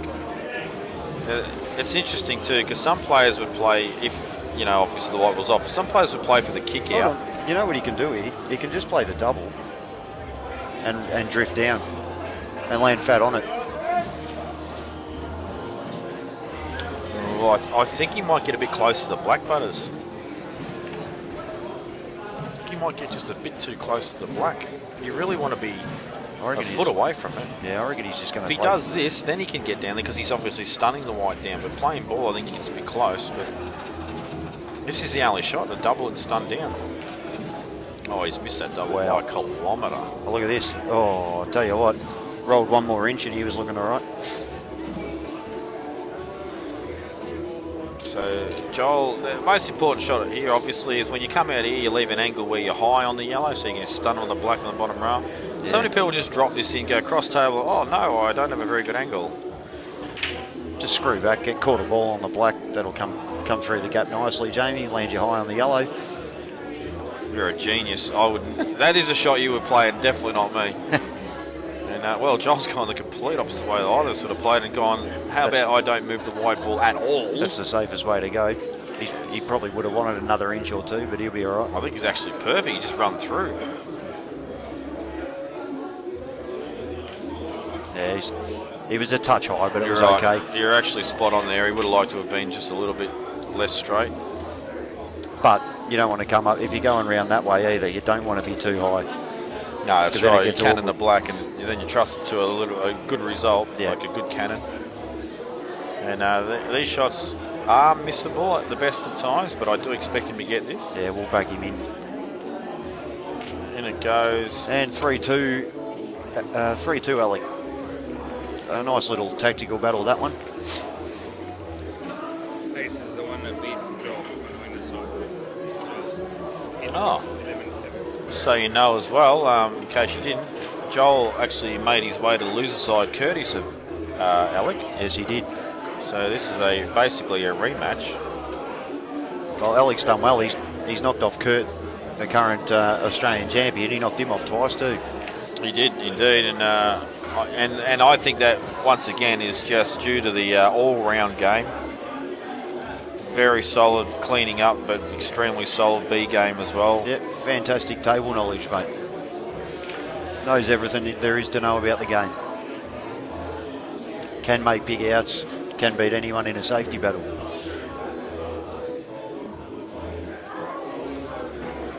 And can spread pretty well with the 9-ball cue that he loves breaking with, mate. And he's moved position because he didn't get a ball off his last one. So he's changing it up. So just want to control the white. Oh, that was a terrible split. Yeah, and he's hit him hard. And just a reminder as well, obviously the winner of this match will then play Scott Matthews, who fell victim to Rusty Wheeler at the final hurdle for the double chance. And, well, if Scotty's smart, and I haven't seen him in the room, he's probably disappeared to his room as well for a quick kip and then get up and have some refreshments to keep his energy levels up and his... Oh, it's reds for me here, Jamie, but he can't get one. I think that yellow on the left there will drop in the middle, and he opens up the other yellow now. I think he's out. I reckon he's on it now. Well, if he's just landed on his worst ball, he'd be pretty happy.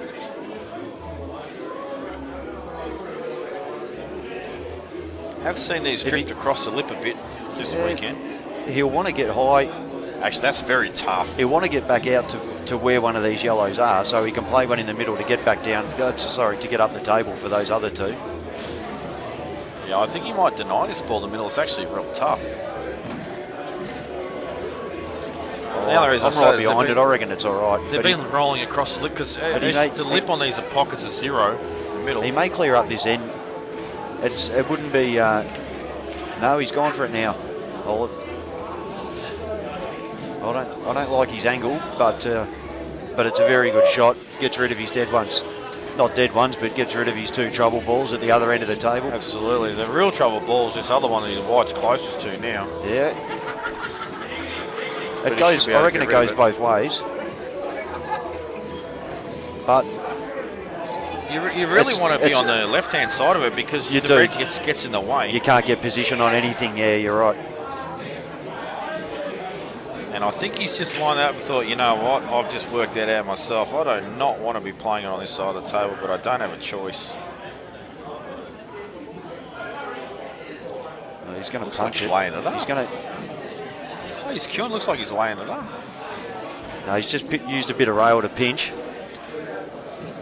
So this is. I'm not actually understanding that shot there, Butters, because. Even if he just stuns out, plays the same shot but just stuns out, he could have landed there. But if he stuns out, he's going to hit the red. If he puts anything other than plain ball or top on it, he's going to nudge this red, and he's going straight into the other red or the middle pocket. Well, I think he's in the red regardless. So even if he gets higher on the white, I just don't understand why he's decided to play it. Yeah, I can't see a very controlled shot here. Well, he's jacking up. So I think what's going to happen is he's just going to try and hold the white where it is and play the bottom of the 3 yellows. Still going to come through. Well, he could get the gap. He's got through the gap clean. How good is that shot? Not bad, but he's probably overrun a touch more than he wanted, but He'll now deal with it. I reckon he'll play this yellow long, Butters. It's not on. Oh, yeah, it is. Doesn't look it on the screen, but I think it goes up the top, does it? Oh, you're talking about the one I'm over talking the about the one pocket. near the pocket, yeah. Although, that was, before I actually said that, I was assuming the yellow passed the black. And he I might not. reckon he can hit this just hard enough to stun out. Really? Oh, jeez, I don't agree with that, mate. That shot is tight. I didn't say you could do it, mate. I That's said I good just call. think it goes. If he stuns out of this, it's a super shot, because this is actually pretty tight. Well, we're about to find out because that's what he's doing. Well, he couldn't stun it. Yeah, He just dropped in. that missed the jaw by an inch. Yeah, but that wasn't easy, I'm telling you. But that's what he was trying to do. He's just lifted as he's hit it. He definitely didn't want to land there. He really wanted to be past the red. So I'm not sure what he's got here. Well, he's got the cutback, or he's got the yellow thin ball off the red that it's straight in line with, and play a cannon. But he's going the cut shot.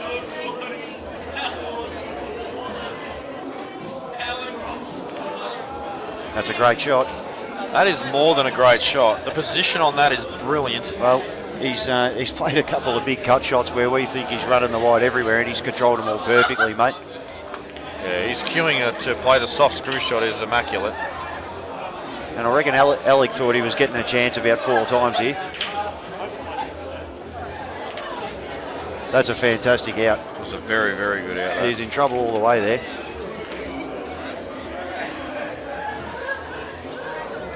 Well, that's why it's called big guns, mate. So that's what all these players are capable of doing. And 3-all, and 3-all. This is going to be a long match, Butters. Say Alec's been a little bit stiff. He spread him not as well last time, but the time before he spread him really well, and he's had 2 dry breaks. The break's been pretty hardcore and unforgiving in a lot of these matches. For the whole weekend, mate. Yeah, some have got away with it, some haven't. But Joel seems to have it figured out. Jeez, he seems to get the balls over the corners a lot, doesn't he? But has he got a ball there? Cut this red in the middle. The one out in the zone. I reckon that's identical to his last break where he's left a red there and the black there. Pretty much, yeah. And you're right, and if he gets his shot right and the cannon's favourable, he should get, well, I shouldn't say he should go going because he's still got that red, it's sort of the lowest of the reds. The one not over the pocket, of course. He does, but if he clears the red that's actually over that pocket, he can force that red off the yellow. Or he could double it onto the red over the pocket as well. If he gets an angle, he can just like land sort of just below the middle pocket, play just plain ball double across. Yeah, well, he could even get behind it now and play the plan. Yep. So he's got a lot of options available to him. He can just slide through here and play that shot if he wants to.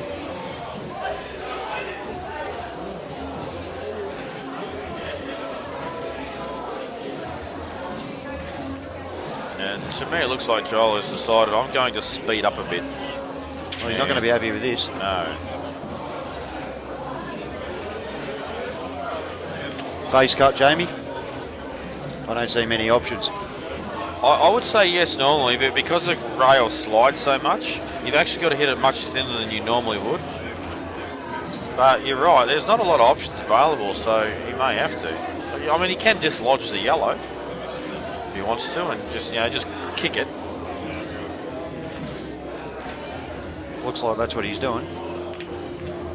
Oh, jeez, he's Played almost that played nicely. that perfect. Alex, well, I tell you what, you go won't bet with that at all because Alex can clear here because if Alex got big pocket for the black. that's right. If he's got a starter though, I'm pretty sure he can pot the yellow that he's close. just cut that in. And what he's actually checking now is just these 2 balls that are stuck to one another in the middle. I'm very sure that one of them the right hand side of the 2 goes to the middle. Yeah, I'll tell you positive. what, if he plays this with bottom running side, he'll get back over into those balls anyway. Well, I'm not actually sure that he needed to move that. If surely his plan was to double the black anyway. He must be on this ball in the middle. I think he's actually swung that a bit too much, maybe, or maybe he wanted to do that to hold the white. This has to be on, otherwise he wouldn't have left himself anywhere near there. This is definitely on. Objected. Like a boss objected. He's got a bit of work to do with the white. He might have to come up and down, but he's got huge areas to land in. I was just going to say he may even stun and just hold the white, but I'm pretty sure he will go up and down here. Anywhere past the blue spot is perfect. Mate, we've Ronnie Brown from Orlando, Florida is watching cue ball at the moment. So, g'day to our American friend. Oh, good on you, Ronnie. That's, I'm very not sure nice how you to actually see. discovered CueballTV being in the US, mate, given you guys are proficiently using the American 9-ball tables. style and the square cut pockets, but that's great to see international people online. I just recloth 3 of those tables today, Jamie. So that was a hell of a lot of fun instead of being here playing pool. In fact, Steve looked at me as if to say he might have something to do with that.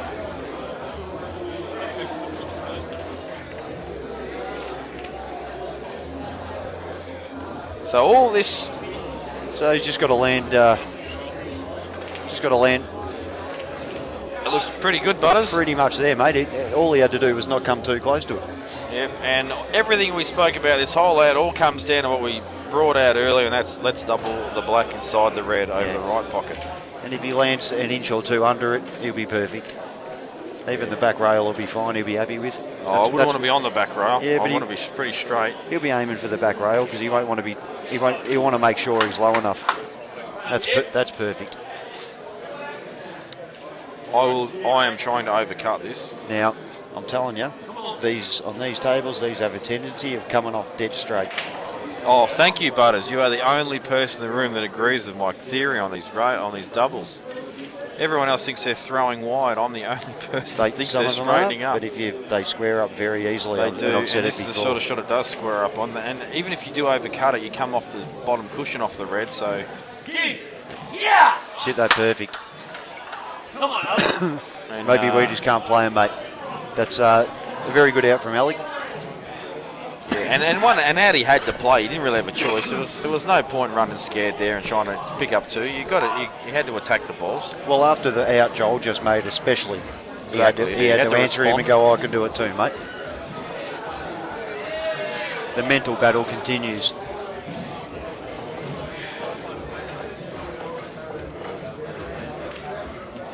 Well, we've got Mick Hill in the background watching, mate, sitting right behind the scorecards. Scorecards are that way, mate. Oh yes, he is too. You can't quite see his face, but he's pretty much where that Q is sitting next to the 3-all sign. That's his legs. So there you go, everyone. What a treat for the viewers. Mick Hill's legs. Can't see his head, and that could be a good thing for everyone. Doesn't get any better than this. So Alec to break. He'll be changing spots again, I'm guessing. And he is. He's gone a bit straighter this time. Yeah, so he's gone from the middle, from the side, and now he's halfway. And I said he won't be tickling him. Oh, wow. And he's popped through and got a bit stiff. That is an absolutely beautiful break. A few clusters left, which will make him a bit happier to see. But I'll tell you what, Joel can with actually play this red in the middle and just cannon on the yellow and promote the other red over the middle. Tricky shot, but if you do it, everything's open. And look at that, bang, he puts the white ball straight there. Jamie, you've got to speak more quietly, mate. You heard that. He just picked it up. He said, Jamie, you're an idiot. Oh, hang on, no, you're all right, mate. Now he's walking around thinking, I'm going to lose a frame here because I've listened to Jamie Stevens, so I better make this work. Well, if you actually did listen to me, you'll probably miss this pot. But I think this looks perfect to me. But the problem is, like you said, you do have to give this a bit. You've got to force the yellow into the red and promote it. Either that, yeah. Or just... Well, he may not have even been able to do that. Well, he could have, because he could have moved the white. He didn't have to play it from exactly there. But he's in a bit of froth and bubble now. He is. He's got to take on the double, Jamie. Yeah, he has no choice at all, and you've got to be careful not to go in off the yellow here, too, off the side cushion. He's going to go the other way. He's going the other way. Surely this is a safety shot, screwing down the rail. I'm actually positive he was trying to screw down the rail there inside the reds. I reckon that yellow below that red will just sneak into that These two having a pocket. chat here. What's going on here? What's going on? I'm not sure. They're having a chat. I reckon Joel was thinking he had two. Joel's thinking he had two shots. Oh, you are kidding me. He must have. He did. That's the only explanation for that shot, because it was a very strange shot to leave your opponent. All right, so we'll take everything back we said about Joel then, apart from his memory.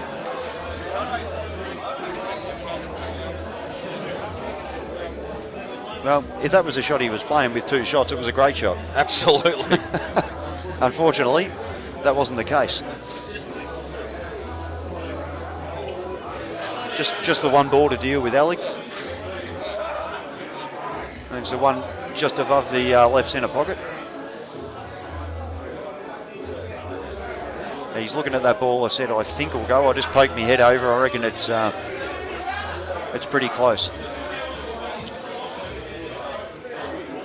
I would not be surprised, though, if Alec gets himself on a bit of a shot to nothing on that ball on the rail and just runs it down over the kick. If it goes in, then he goes game. If he doesn't, then he wins. We will see. That's what he's done. This is what he's doing. This is the right shot, in my opinion. So this is the money shot right here. Gets this in, he goes game. Absolutely.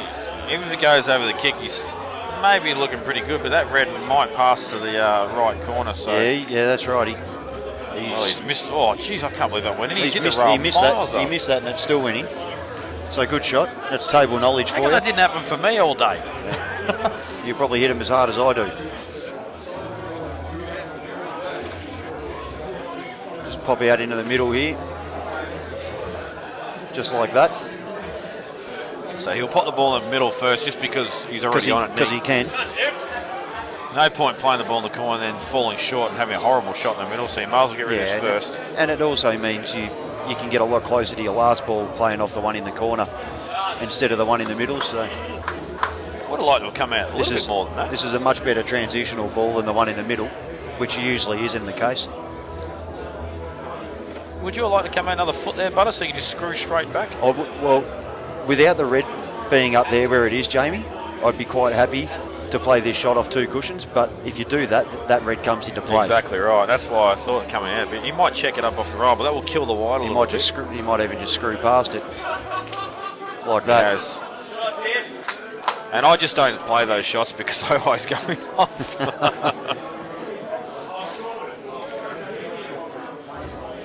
He's played that nicely. He'd be keen to get this frame now too. Joel's just played a couple of ripper frames with one huge out. And this angle he's got is dead set perfect to just drag in.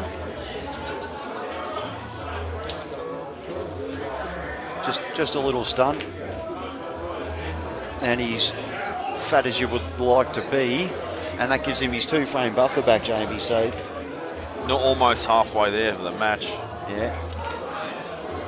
Oh, tell you what. He looks around and does the lip curl. Just to get a reaction. No need to explain what happened then. Alec said it all. And Brett Collier has almost got his shopping bags out. What are we talking about? Why is that not bad, or? I don't understand that. I've always done that, so why I'm not you? You don't understand the shopping bags at all. Have you ever seen a bloke go to the gym after he's done his work and walks on? Oh, I've never been here, so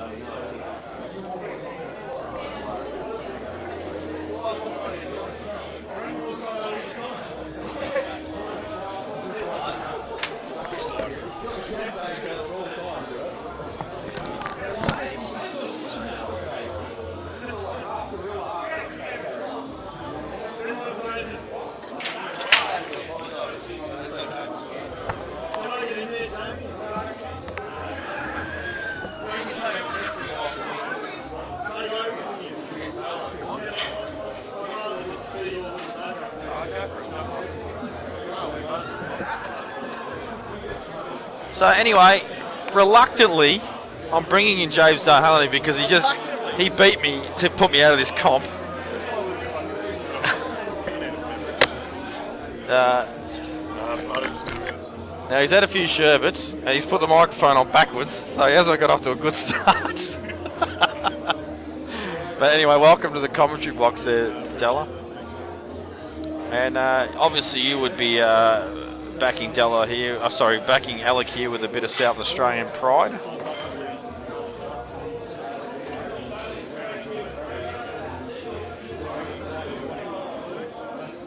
And that's winning. He does know how to win.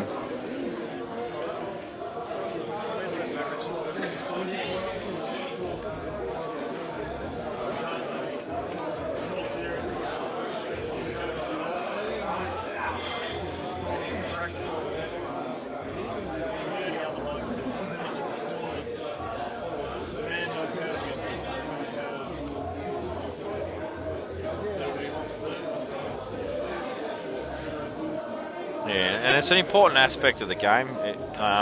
It sounds funny to hear someone say, oh, this guy knows how to win, because obviously the way to win is obviously pot all the balls in the black. But there are obviously a lot of frames where the B game comes into play, and that is knowing how to win, is to manipulate your opponent into playing the shots you want them to play. And that is a very important aspect of the game, because it's not every single frame is break and pot out, even though we want it to be.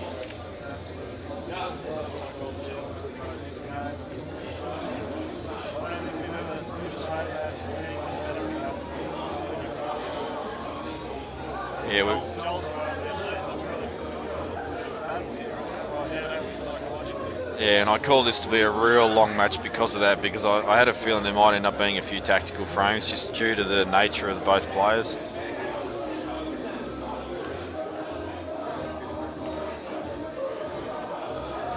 Alec, obviously, he just covered that pocket where the yellow is down the bottom there, just to sort of stem Joel's flow of being able to make a really simple out. And I think that black as well is probably tied up. It doesn't go to the right middle, so either you need to manufacture or just get right behind on the right hand side of the table.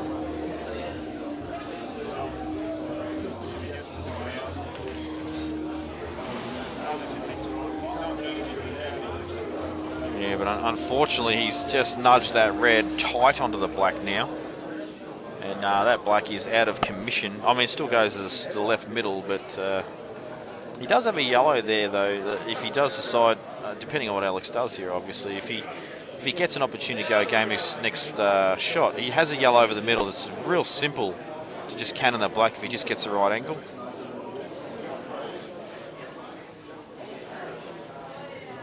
And we spoke earlier, James, that this game's all about just minute little angles, and we had a chat about our match earlier, how basically we just kept chopping up shots that require just simple little angles, and to make the game a bit easier on ourselves. And it's the case with every single match that you play.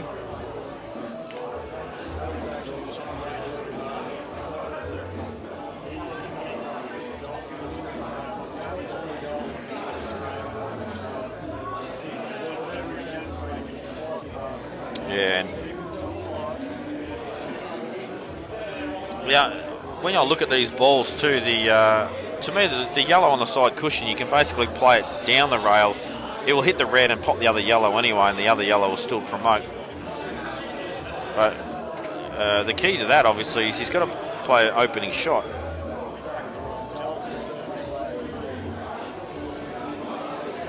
I'd like to see him play this shot full committed and run through, so that way he's... I think we're okay now, though. So the Ginger Ninja is in action. Look. Welcome to the commentary box, Jimmy. And guys, I'll run you through this A, B. There's not even a C involved in this. Well, I saw him miss 2 of these against Steve Gray earlier today, so I'll discount these. Easy chance from here. And in goes the black, and Joel. Rock solid. He's levelled up. I think both players are, and that's why we're going to have a bit of a slower match. And well, that was special comments from actually, James he's actually Darhalany. filthy because he can't find his drink. Bit of an amateur there, mate, not turning his mic on when he sat down. Back again now. I plan ahead, mate. I said to Danny, don't give anyone me seat round in the winners' half, and he was playing for about a day and a half after that. He won quite a few matches. Who was that, sorry? Mick Delahunty. Up those 2 yellows, and he's also got a ball off the break and kept the wide on the table, which he will be absolutely... He won 2 in a row to go 5 all, but I could be wrong. I mean, they're not going to get the score wrong, so maybe I've muffed it up. Yeah. He's got a little bit of traffic to deal with here. Just drop straight down between the bloody table and sit on it. He got that close to it, then just check that shot. Well, 75 litres of alcohol have made him over the West Coast loss. And the red here that's next to the right hand side of the black. Does the yellow go past that red? I'm or sure does he have to get back past? Well, actually, that's a good call, Butters. Maybe it doesn't. Oh, gee, I think it does. I don't know, mate.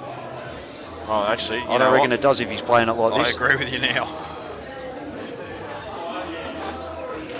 Oh, what a shot that is. That is a fantastic shot. That actually annoys me because I can't even play that shot. Now, he should be right, just... he is just spear chucked that, hasn't he? Yeah. He's just gone fishing with that. Corner. His pocket wiped his feet on the way in, Jamie. So I reckon he'll play a bit wider this time. Actually, the key... 2 frames isn't a big deal early, Jamie, but...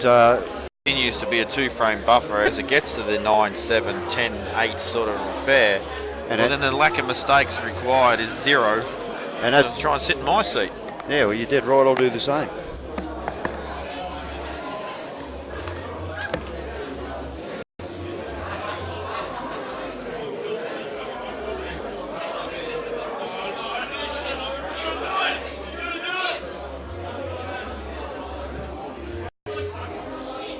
But nah, if I'm not in with Jamie, I'm not in. What a fucking asshole.